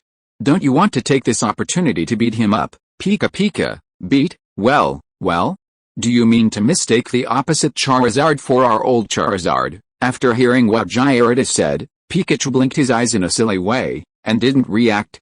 Why is Gyarados' brain circuit so complicated? Gyarados, right, that's exactly what I mean. So, boss, do you understand now? So, isn't it fun? After all, being able to beat up Charizard in real life is unrealistic. Who told him to reach the king level first? Now I want to beat him up, it seems I can't even catch up. Pekk, okay, I understand. What are we waiting for? Go ahead, the two Pokémon immediately agreed, and both of them immediately revealed malicious expressions as they looked at the Charizard across from them. Like two big bad wolves watching a lamb about to be slaughtered, the look in their eyes almost made Charizard shudder. Chapter 943, Fighting the Charizard. Gyarados Pikachu. They instantly agreed. The two Pokémon didn't hesitate, after all, this was a rare opportunity. After all, this was a character replacement. Attacking the Charizard before them felt like hitting their own Charizard. It was as if they knew each other's skills, knowing which would be most effective against the Charizard in front of them. It was as if they had been planning this move for a long time. Pikachu unleashed 100,000 volts once again, while Gyarados unleashed Water Cannon. Facing these attacks, which were clearly far more powerful than the previous ones, Charizard didn't even bother to catch its breath. Its tense body instinctively responded. Facing these two attacks, both of which clearly had a countering effect on it, Charizard's eyes narrowed, and dragon-shaped flames shone in them. Then, suddenly, its mouth opened wide, and dragon-shaped flames erupted from it. Charizard looked battle-hardened, and in a split second, he found his chance to strike back. Facing two attacks with abilities that completely countered his stats, Charizard unleashed a powerful Dragon-type ability. Despite these two supposedly counter-attacks, the Dragon-type attack proved to be a deadlock. Even the sheer power of Dragon's Fury was so immense that it held its own against the combined attacks of Pikachu and Gyarados. It even had a glimmer of hope, managing to push the opponent back. However, this effect only lasted a second or two, before the three abilities collided, unleashing a fiery explosion. However, having learned from their previous experience, Gyarados and Pikachu weren't about to remain indifferent. They were reacting in the wrong way. Pikachu, with her nimble steps, vanished into the smoke in a matter of seconds. Gyarados twisted its massive body, using its ability to temporarily levitate to rapidly approach Charizard. Charizard, seemingly anticipating such a good opportunity, had already prepared its countermeasures. With a powerful flap of its massive wings, it soared into the sky. It created a significant distance from the ground, creating a significant gap between it and Charizard. It would take a while for it to reach the soaring Charizard from the ground. This brief window of time provided Charizard with a chance to react. However, Charizard misjudged the two Pokémon's intentions from the outset. The two Pokémon had intended to engage in close combat from the outset. After all, Charizard, despite its immense power, wasn't particularly adept at melee attacks. However, Pikachu and Gyarados were different. After use extensive training, their close combat abilities were incredibly proficient. In close combat with the other Pokémon, aside from those specialized in melee combat, no other Pokémon could stand up to them. Just as Charizard was about to gain some distance and soar higher, a small figure suddenly emerged from the thick smoke. Like a small cannonball, it launched itself directly at Charizard, soaring through the sky. This tiny figure was undoubtedly Pikachu. Charizard was already a short distance from the land, and Pikachu couldn't fly, so how could it possibly reach Charizard? It seemed Pikachu felt its own speed wasn't enough, so it enlisted the help of Gyarados. Using its immense power, Pikachu was flung back, and unfortunately, it flew in the same direction Charizard had taken off. After finding its target, Pikachu, even though the immense force of the throw had already sent it hurtling towards Charizard, seemed unsatisfied. He immediately unleashed a Volt attack, harnessing its immense power mid-air. While Pikachu was suspended in mid-air, lacking any leverage, he had already mastered the Volt attack, a hidden special attack. He had practically mastered it, employing it in every situation. Therefore, even if Charizard had attempted any resistance, it was already too late. The combined force of the immense power and Pikachu's Volt attack transformed Pikachu into a flash of yellow lightning. This lightning, in Charizard's eyes, grew larger and larger, until it completely covered its pupils. Without a second thought, Pikachu's Volt attack collided directly with Charizard. Crucially, Pikachu's Volt attack was an electric-type skill. Therefore, caught off guard, Charizard, struck by the combined impact of these two attacks, was unfazed. He felt dizzy and began to plummet. Pikachu also took damage from the recoil of the Volt attack. Perhaps it was pure luck, as the electric-type skill should have had no effect on Pikachu, a creature with electric attributes. However, after using Volt attack, Pikachu was paralyzed. As a result, the paralysis left Pikachu momentarily unable to move. If Pikachu hadn't launched a reflex attack, calmed down, and landed safely, it would have likely suffered the same fate as Charizard. Falling from such a height wasn't a problem for Charizard, given its size and toughness. But Pikachu was different. With that blow, Pikachu was probably half dead again. Perhaps because it was the first to be hurt, Charizard was also the first to land. Because it was already paralyzed, it was hit by such a powerful attack. If you are listening to this novel on a channel other than Fanfic World, it means it was downloaded and re-uploaded without effort. We warmly invite you to visit our channel, Fanfic World. There you will find the original version of this story and many other novels of various genres.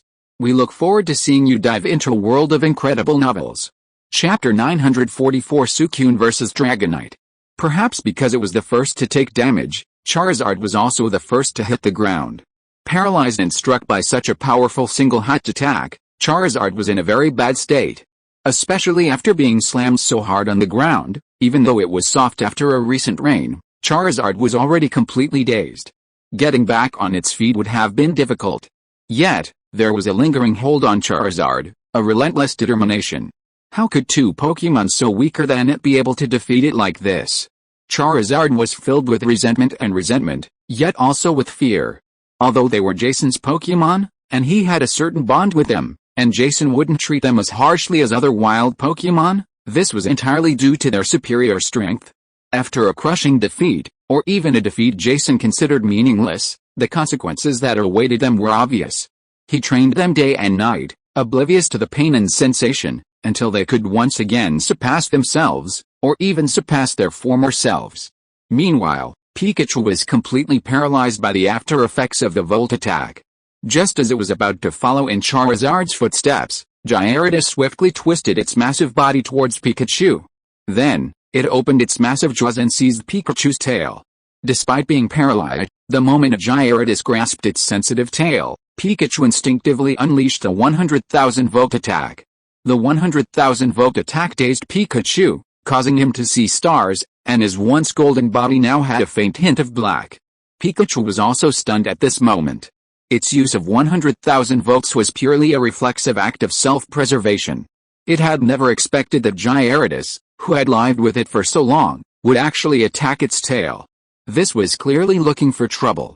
It had no one else to blame for its own actions, and it deserved it.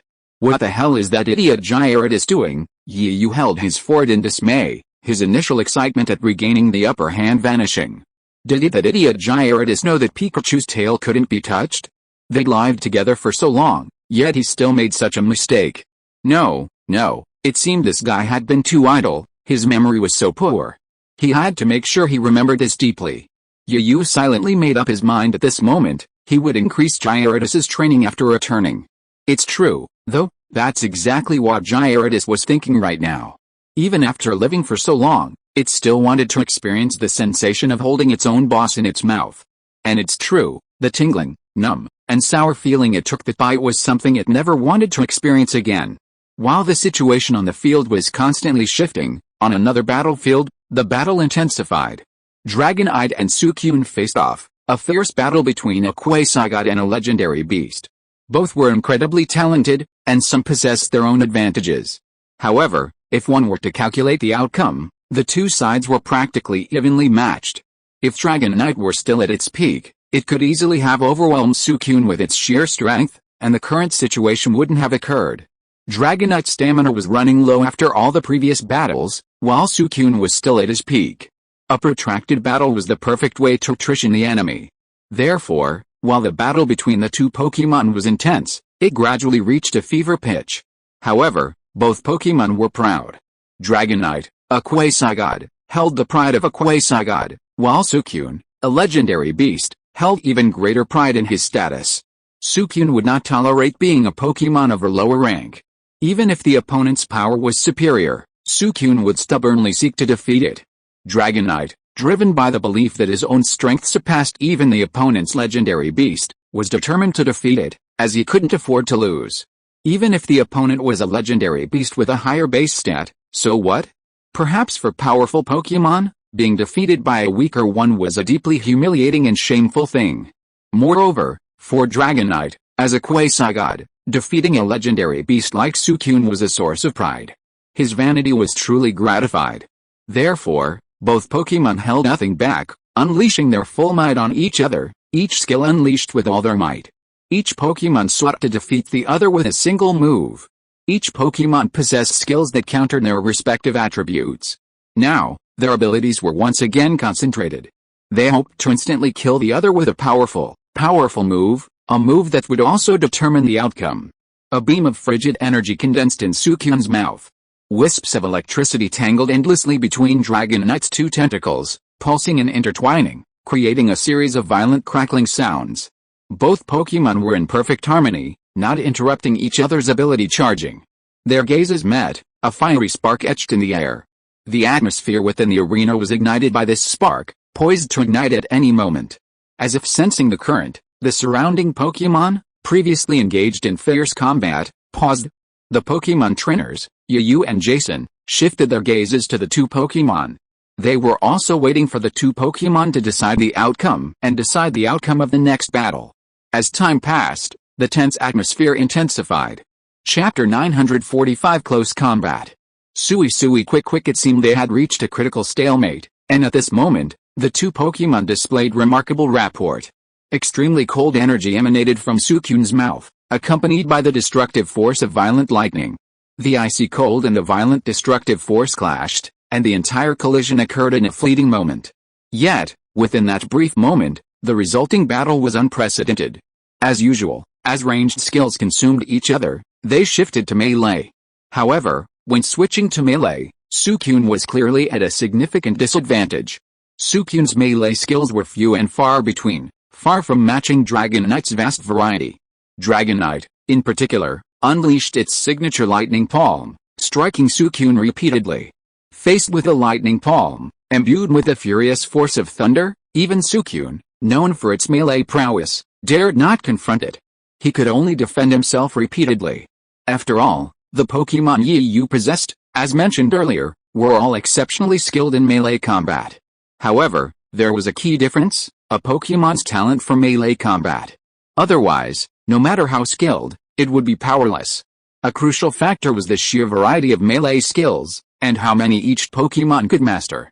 For example, if your Pokémon was exceptionally skilled in melee combat but lacked any impressive melee skills, you would be at a significant disadvantage in a fight. Conversely, those less skilled in melee combat but possessing powerful melee skills could more than compensate. Simply put, even if you were proficient in a wide variety of melee weapons, possessing all 18, this required you to possess all 18 weapons. Otherwise, your strength would be significantly reduced by half. Furthermore, although you're completely unskilled in any of the various techniques, you do possess a very decent weapon, and its lethality is incredibly high. Even without any skill, With just a few uses, you can still fight on equal terms with a skilled Pokémon. This also demonstrates the importance of skills for Pokémon. Because a Pokémon without skills, even with the most advanced skills, can only unleash the power of its physical body. It lacks the immense power of a skill. Therefore, this is why Suicune is at a disadvantage. Suicune, you're too passive like this. You need to keep your distance. Oh, then I won't let you succeed. Dragonite, keep close. Don't let your opponent move away and use mount suppression. Suicune, use Shadow Clone to quickly evade and create distance. Crystal-like Shadow Clones began to spread out in all directions, and Dragonite, due to using mount suppression, was momentarily indistinguishable. Relying on his intuition, he slammed down in a certain direction. However, Dragonite's slam was followed by the disappearance of a large number of Suicune Shadow Clones. By the time Dragonite found Suicune again, he was already 3 meters away, in an open space. Suicune, by then, had already prepared his attack. Seeing Dragonite turn his head to look at him, he immediately launched his water cannon attack without hesitation. Perhaps because he had been using Lightning Palm, Dragonite instinctively blocked the sudden attack with his hand, which was still using Lightning Palm. But the moment the Lightning Palm and water cannon made contact, there was a crackling sound of electricity, followed by a chaotic explosion. Only wisps of smoke remained. Good job, Suicune, you used Freeze Beam again just like that. Did you think you could pull it off? You're so naive.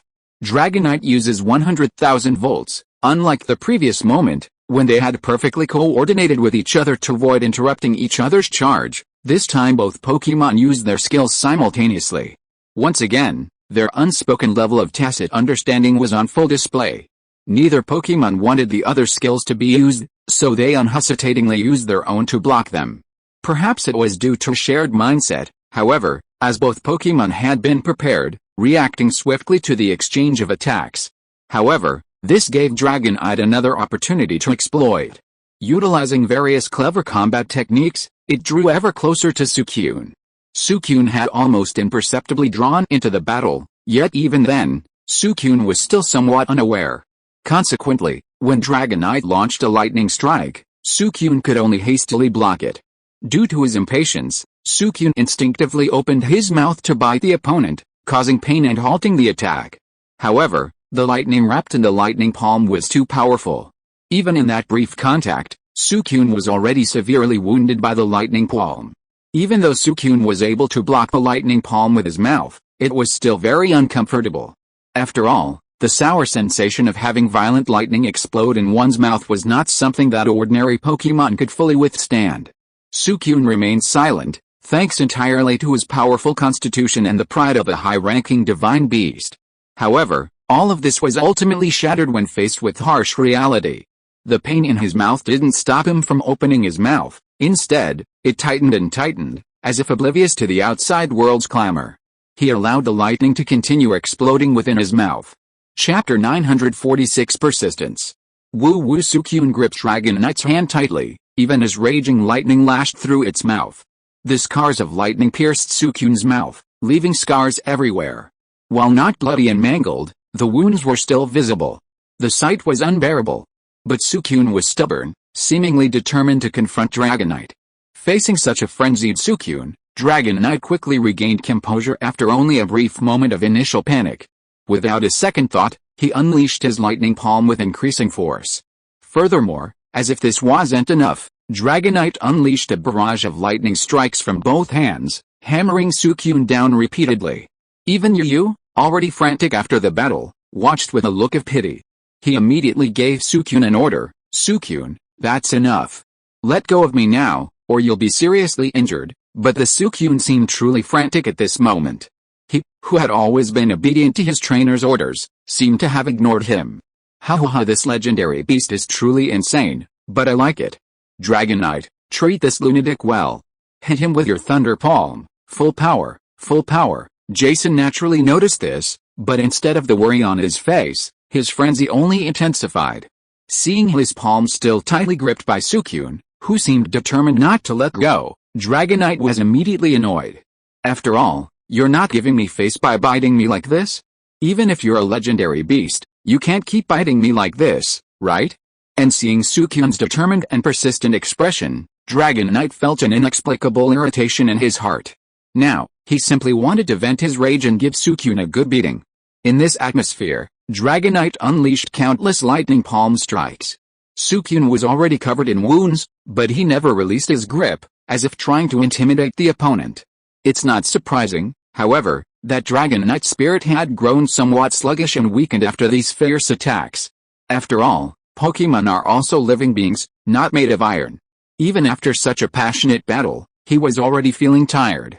Furthermore, Dragon Knight had just been unleashing lightning palms relentlessly, draining a tremendous amount of his energy. Hurry! Dragon Knight looked at the Suicune, who was still clenching his hand, his eyes filled with helplessness. Dragon Knight now found it difficult to even lift the Suicune's grip. But Suicune wasn't feeling well either. After enduring the lightning palm strikes without hesitation, it appeared as if it had fallen into coma. However, its eyes, open and resolute, told everyone it wasn't unconscious. Finally, it subconsciously continued biting. Just as everyone and the Pokémon were worried about Suicune's coldness, a change appeared within the nearly unconscious Suicune. A surge of cold air began to spread outward, and Dragon Knight was the first to sense the icy chill.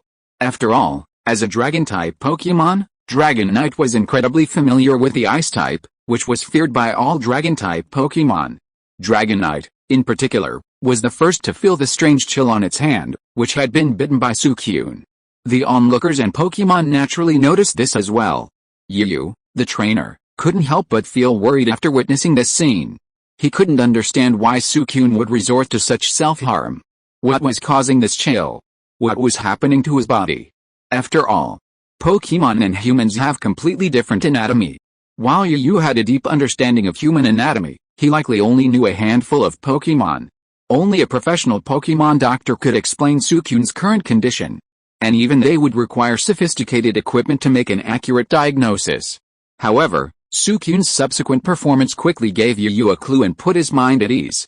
Just then, a dense mass of ice crystals began to form on the palm of Suicune's hand, which had been biting Dragon Knight, and spread across Dragon Knight's arm at a visible speed. Even though Dragon Knight was desperately trying to resist the chill with its lightning palm, the cold was too powerful. Even the arcing explosion of its lightning palm was too powerful to clear away the icy bolts that had already covered it. At that moment, Suicune finally gave up his grip on Dragon Knight's arm and released his grip. But now, everyone's attention and gaze were no longer on Suicune, but on Dragon Knight. At this moment, Dragon Knight's arm, the one Suicune had previously bitten, was completely covered in ice crystals. To an uninitiated eye, one might have mistaken it for a special hobby of Dragon Knight's, a crystal glove. But Dragon Knight was in deep pain, and only he could clearly sense the severity of his current condition. As a battle-hardened Pokémon, Dragon Knight quickly realized what was happening. He had inexplicably encountered an Ice-type ability. But where had this Ice-type ability come from? If it came from Suicune, it seemed a bit far-fetched. After all, Suicune had been biting it constantly, without even using any abilities, simply holding it. But neither Dragon Knight nor Jason had time to dwell on it. They were about to face a torrent of attacks from Suicune and Yu. Go ahead, Suicune, show them your newly achieved power. Use Ice Fang. Chapter 947 Breakthrough. Suicune was exceptionally excited after receiving his trainer's command. His trainer understood his current mood. It turned out that before this, Suicune had received a sudden realization.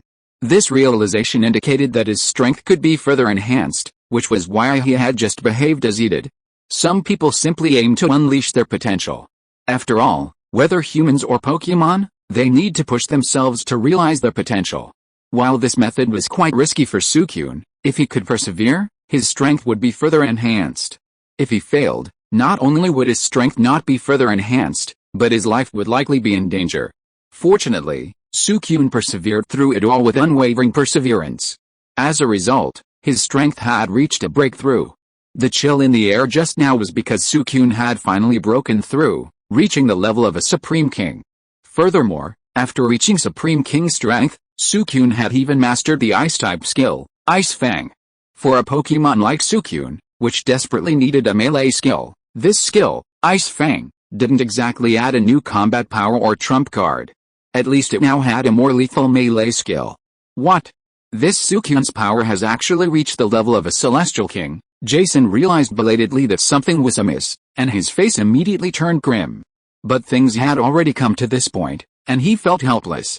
Suicune prepared himself, first adjusting to his newfound strength, then stretched himself out, ready to launch a fierce attack on the opposing Dragonite. Dragonite, previously slamming with Thunder Palm, seemed to finally realize something was amiss in panic. Seeing the imposing aura of the opposing Suicune, his hair stood on end. He stared at the opposing Suicune with a stern gaze, not even caring about panting, even fearing that his breathing would be too loud and affect the battle. The sound was subconsciously released, very soft, very quiet. Suicune, receiving the command, also began to move. He had just mastered Ice Fang, and now he unleashed it without reservation, unleashing a chilling cold energy that practically solidified into a tangible substance.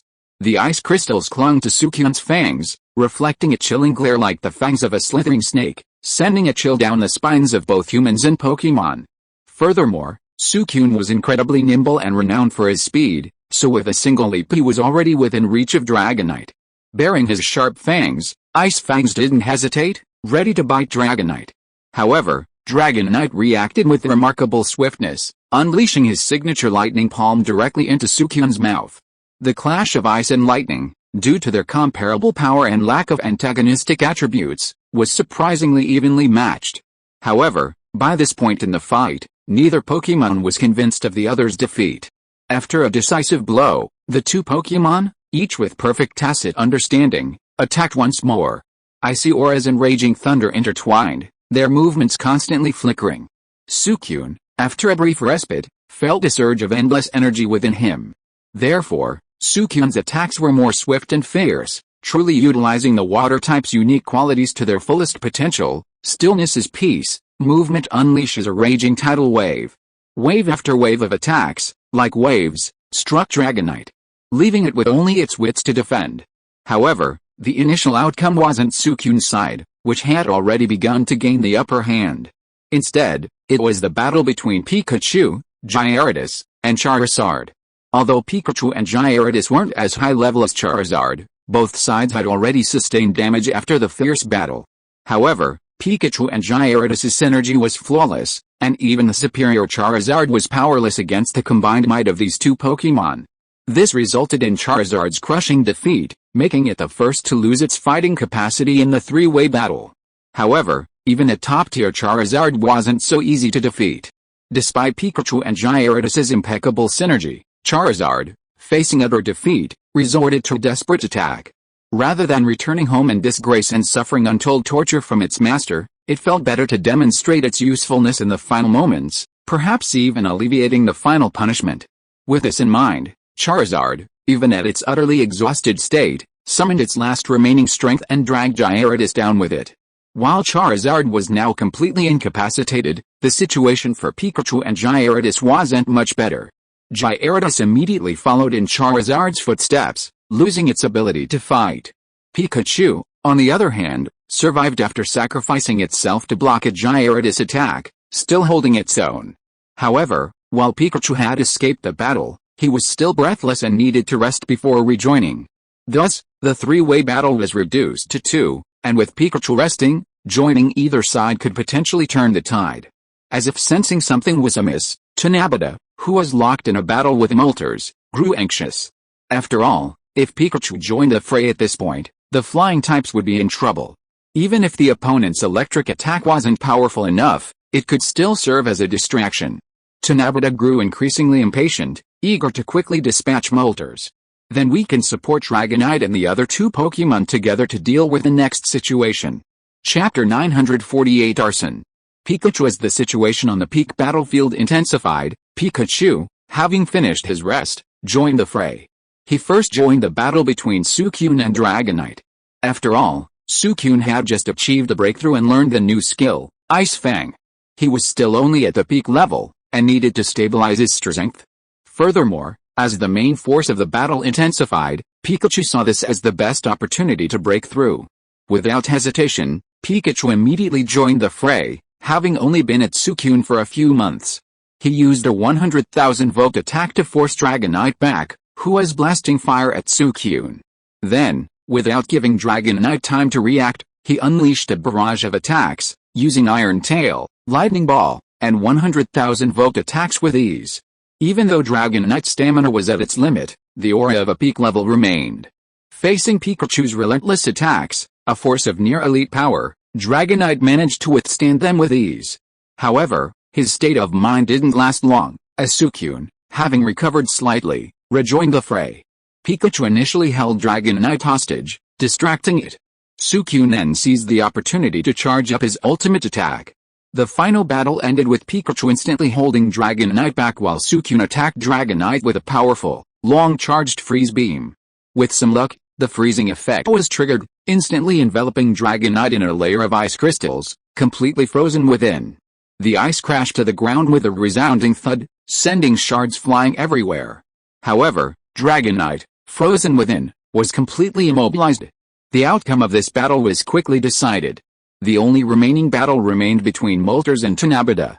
This time, however, neither Pikachu nor Suicune rashly joined the fray. The two Pokémon were locked in a fierce struggle, a perfect way to protect themselves. Tanabata was afraid that if separated from Moltres, they would be attacked by the other two Pokémon. Therefore, the only way to protect themselves was to engage Moltres completely, leaving them without a target. Moltres, seemingly aware of Tanabata's intentions, did not attempt to stop Tanabata's actions. It also seemed somewhat powerless to do so. Tanabata's level was indeed higher. In terms of speed and stamina, the two Pokémon were evenly matched. Flame Tanabata eventually, Moltres grew tired of Tanabata's relentless attack and tried to break free. After all, what was the point of this tussle? I'm a legendary divine beast, the future god of fire. Do I have any respect for myself by engaging in such an unseemly struggle with you? But no matter how Moltres struggled, Tanabata held on tight, its claws like iron clamps, tightly gripping Moltres. What are you guys still standing there for? Hurry up. We're adding fuel to the fire in that forest. Jason, watching the scene, felt a surge of panic. He had never imagined that the young man before him possessed such a vast arsenal of powerful Pokémon.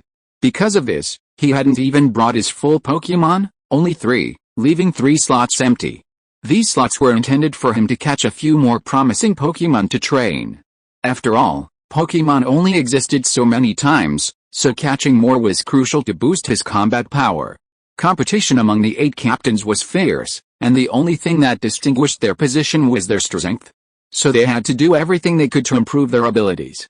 But this time, after all his days of hunting eagles, he'd actually been pecked in the eye by an eagle. Perhaps it was the saying, if you walk by the river in Changsha, you'll get your shoes wet. Therefore, Jason couldn't just stand by and watch his Pokémon be defeated. After all, if his Pokémon were completely defeated and incapacitated, it would mean the entire operation had failed. Without him to withstand the attacks of the more powerful Pokémon, the Pokémon in his command would be powerless against you. Therefore, she could only use other methods to divert the Pokémon's attention, and at the same time, use to distract him from focusing on her. This might help things turn around. After all, he didn't intend to return empty-handed from this operation. He had to gain something. Hearing Jason's roar, the S organization members, who had instinctively stopped fighting due to the intense battle, suddenly shuddered and instantly regained consciousness. None of them hesitated. After all, the S organization was the best at stealing Pokémon, setting fires, and other such crimes. Therefore, even without Jason's command, the S organization members, having regained consciousness, quickly followed his orders. Some of the S organization members who smoked took out their lighters and, without even looking, threw them into the surrounding forest. Those who didn't have lighters or smoked, but had fire-type Pokémon, were the best. They directed their fire-type Pokémon to set fires everywhere. Those without fire-type Pokémon didn't care, they set aside any skills with any potential damage. Those whose fire had been extinguished but still had charcoal and skills remaining were the focus of their attention. As for those whose fires were farther away, they found new ways to create new fires. All this happened so fast that not only Yu and his friends, but even the Pokémon around them didn't react in time. Chapter 949 Block. Everything happened so quickly, so fast that not only Yu and his companions, but even the surrounding Pokémon were caught off guard. By the time they finally realized what was happening, the extinguished flames had flared up once again, scorching the entire sky red. The scorching heat seared the skin of both humans and Pokémon, illuminating them with a brilliant crimson glow. What? How dare you do this, you bastard? How unethical. Do you know you're not only burning down the forest, you're also burning down the homes of the wild Pokémon? Yu was furious, pointing his finger at Jason's nose and unleashing a barrage of curses. If he hadn't been holding back, Yu would have wanted to rush over and punch Jason. However, faced with Yu's furious expression, Jason didn't panic as he had at first. Instead, he once again assumed a relaxed demeanor, a gloating smile plastered across his face as he faced Yu's angry questions. Yes, I know this fire will cause harm to many wild Pokémon. The destruction of families and the loss of lives is a minor matter. But so what? I just like it this way. Especially when I see you guys wanting to hit me but unable to. How had the roar of laughter continued, sounding piercingly harsh. However, Yu's attention was almost diverted by the surrounding fire and the sudden scene. After all, when the order to set the fire was just given, the organization members had shown no restraint.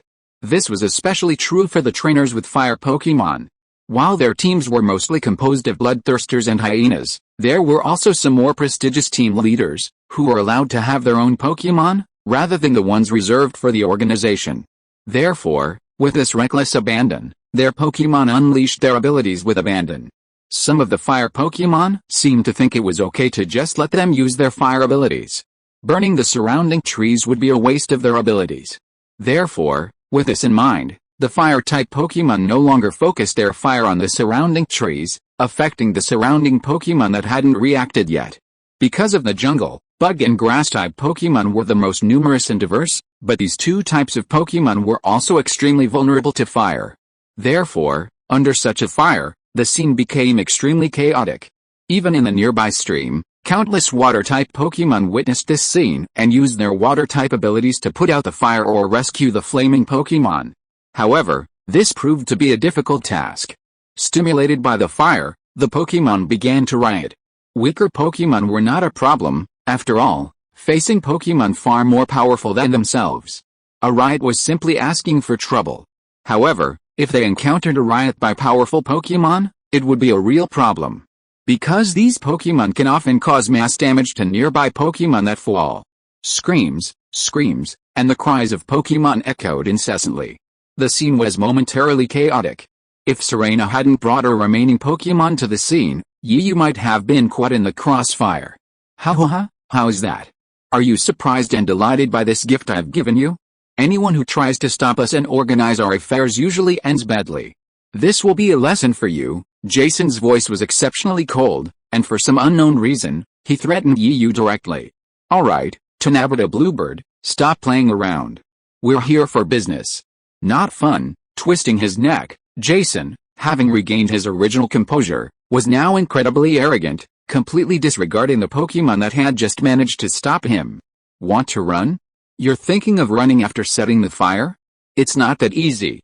Moltres, intercept the Tanabata Bluebird on the other side, and its trainer too. Yu didn't intend to give the other party any chance of escape.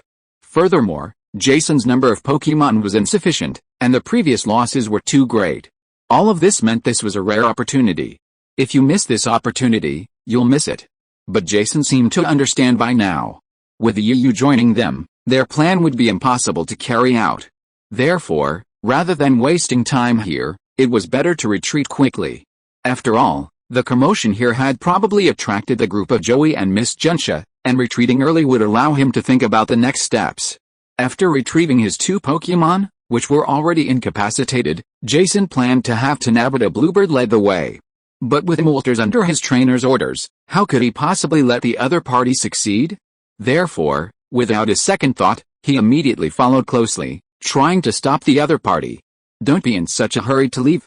You still have to wait and see how I tear down your masterpiece. Yu took a few steps and immediately blocked the only way out of the forest. After all, this is a jungle, and there are too many Pokémon in the wild. In addition to the roads opened by humans, the complex environment will make some travelers lose their direction in the camp. Therefore, if you want to get out of the jungle, you must follow those paths that have been walked countless times and formed a small path. The reason for this is simply because there must be a lot of giant swarms of Beedrills in such a forest. Chapter 950 Retreat. Hey, kid, get out of the way. If you don't get out of the way and help put out the fire, this whole place will be destroyed." Jason was recounting a serious matter, but instead of looking serious, he seemed to be gloating. Seeing his nonchalant expression, Yu couldn't stand it any longer. He was determined to keep Jason here, no matter what. Molten, use charged flame attack. Tenabe, use dragon dive. Seeing the inevitable battle, Jason joined in. Just as Yu and Jason's Pokémon engaged in another battle, the surrounding organization members had already quietly retreated, raising their defenses. Their distribution wasn't as scattered and widespread as before. It seemed that these organization members were well trained. Knowing their leader was about to retreat, they all began to retreat in an orderly manner, trying their best not to hold their teammates back. Trying not to hold their teammates back was also a form of self-preservation. However, this time, they were facing the entire group. The surrounding wild Pokémon, along with Serena and the others who had originally joined the fight, were no longer able to care for them. The flames were already larger than the previous ones, covering a much larger area. Some Pokémon that weren't quite calm joined the firefighting efforts, hoping to protect their home through their own efforts. Serena and the other two wanted to join the firefighting efforts, but felt powerless. Watching the seemingly chaotic situation, they simply calmed the restless Pokémon, fearing for their trainers and the potential for trouble in the chaotic dormitory. Firefly, Foxy, and other Pokémon were providing close protection. Suicune just then, Pikachu and Suicune finally rested and joined the siege of Tanabata. With the addition of Pikachu and Suicune, the previously stalemated situation began to shift. "Oh, are you planning a siege? Come on, who's afraid of who?" Facing the siege of Tanabata Bluebird, Jason showed no fear or panic. Instead, his smile was filled with excitement. "Originally, I didn't want to take action. I wanted to use this as my last resort. But you guys forced me to do this, so there's nothing I can do." The madness on Jason's face grew even more pronounced. Furthermore, he removed a pendant from his neck. However, upon seeing the pendant, Yuyu's expression darkened. Even the excitement of a 3-on-1 siege of Tanabata Bluebird had vanished. The object Jason held, though seemingly a pendant, contained something very familiar to Yuyu, the evolution key. So that's the case. Yuyu seemed to have noticed something, and after carefully examining Kixie Bluebird for a while, he spotted another object hanging from the hair around its neck, which resembled a scarf. It was the Mega Evolution Stone. Yuyu was incredibly familiar with both of these objects. After all, Dr. Blatano's previous research focused on this, and he had some familiarity with them. He had also encountered such opponents numerous times in previous battles. Any Pokémon that Mega evolved felt like a shot of steroids, not only seeing a surge in strength but also a significant improvement in all aspects. "Oh, it seems you're a little brat." Jason, on the other hand, glanced at Yuyu's solemn expression and gave him a disdainful smile. However, the smile didn't last long, as a series of rapid voices from nearby caused his expression to change drastically. His previously calm demeanor was completely gone. Yuyu could clearly see from his explanation that he was panicking. "Hey, kid, get out of the way. Or you can't force me to take action," Jason shouted, his voice threatening but weak. But how could Yuyu do as he wished? With his incredible hearing, he could hear a flurry of rapid sounds. They were clearly the sirens of ambulances, police cars, and fire trucks. It seemed that sending Buzzbot for help had been effective. In that case, it was even more important to keep Jason, the one standing opposite him. Given his status and the powerful Pokémon he possessed, he must hold a high position within the organization. Perhaps this was a truly significant fish, a lucrative opportunity. Then, both Miss Juncha and the League officials would surely give me a generous bonus. Looking at Yuyu's impassive presence and Tanabata Bluebird, who is already at a disadvantage against the three Pokémon but still clinging to his position, Jason's next move was decisive and ruthless. He raised the pendant containing the evolution key high in the air. As he raised the pendant, Yuyu's heart also lifted. They were about to face a fierce battle, but if they could hold out until Miss Juncha and Miss Joy could reach their destination, their source would be victorious. However, in this atmosphere, Jason decisively tossed the pendant towards Yuyu. As it was thrown, an explosion occurred instantly. Wisps of white gas began to spread, accompanied by an intense flash of light. "Come back, Tanabata Bluebird, kid, remember this grudge? It's unwise to not seek revenge. We've made this feud. You'd better not cross my path again," or I'll kill you." Then, only the sound of Jason retracting to Nabita Bluebird could be heard, followed by his harsh words and threats. At this moment, Yu, Moltres, and the three Pokémon, completely engulfed in the flash and smoke, unable to discern their surroundings, were a bit bewildered. Why did he run away? The battle had just been going on. I thought I was going to zoom in, but he just got away like that? This opponent is too martially minded, actually using a dodge. End of this chapter. Thank you so much for reading until the end. Don't forget to give it a like. Looking for more exclusive content and immediate access? Subscribe to our Patreon. Remember, every like, subscription or donation encourages us to continue. Thank you all. See you in the next video.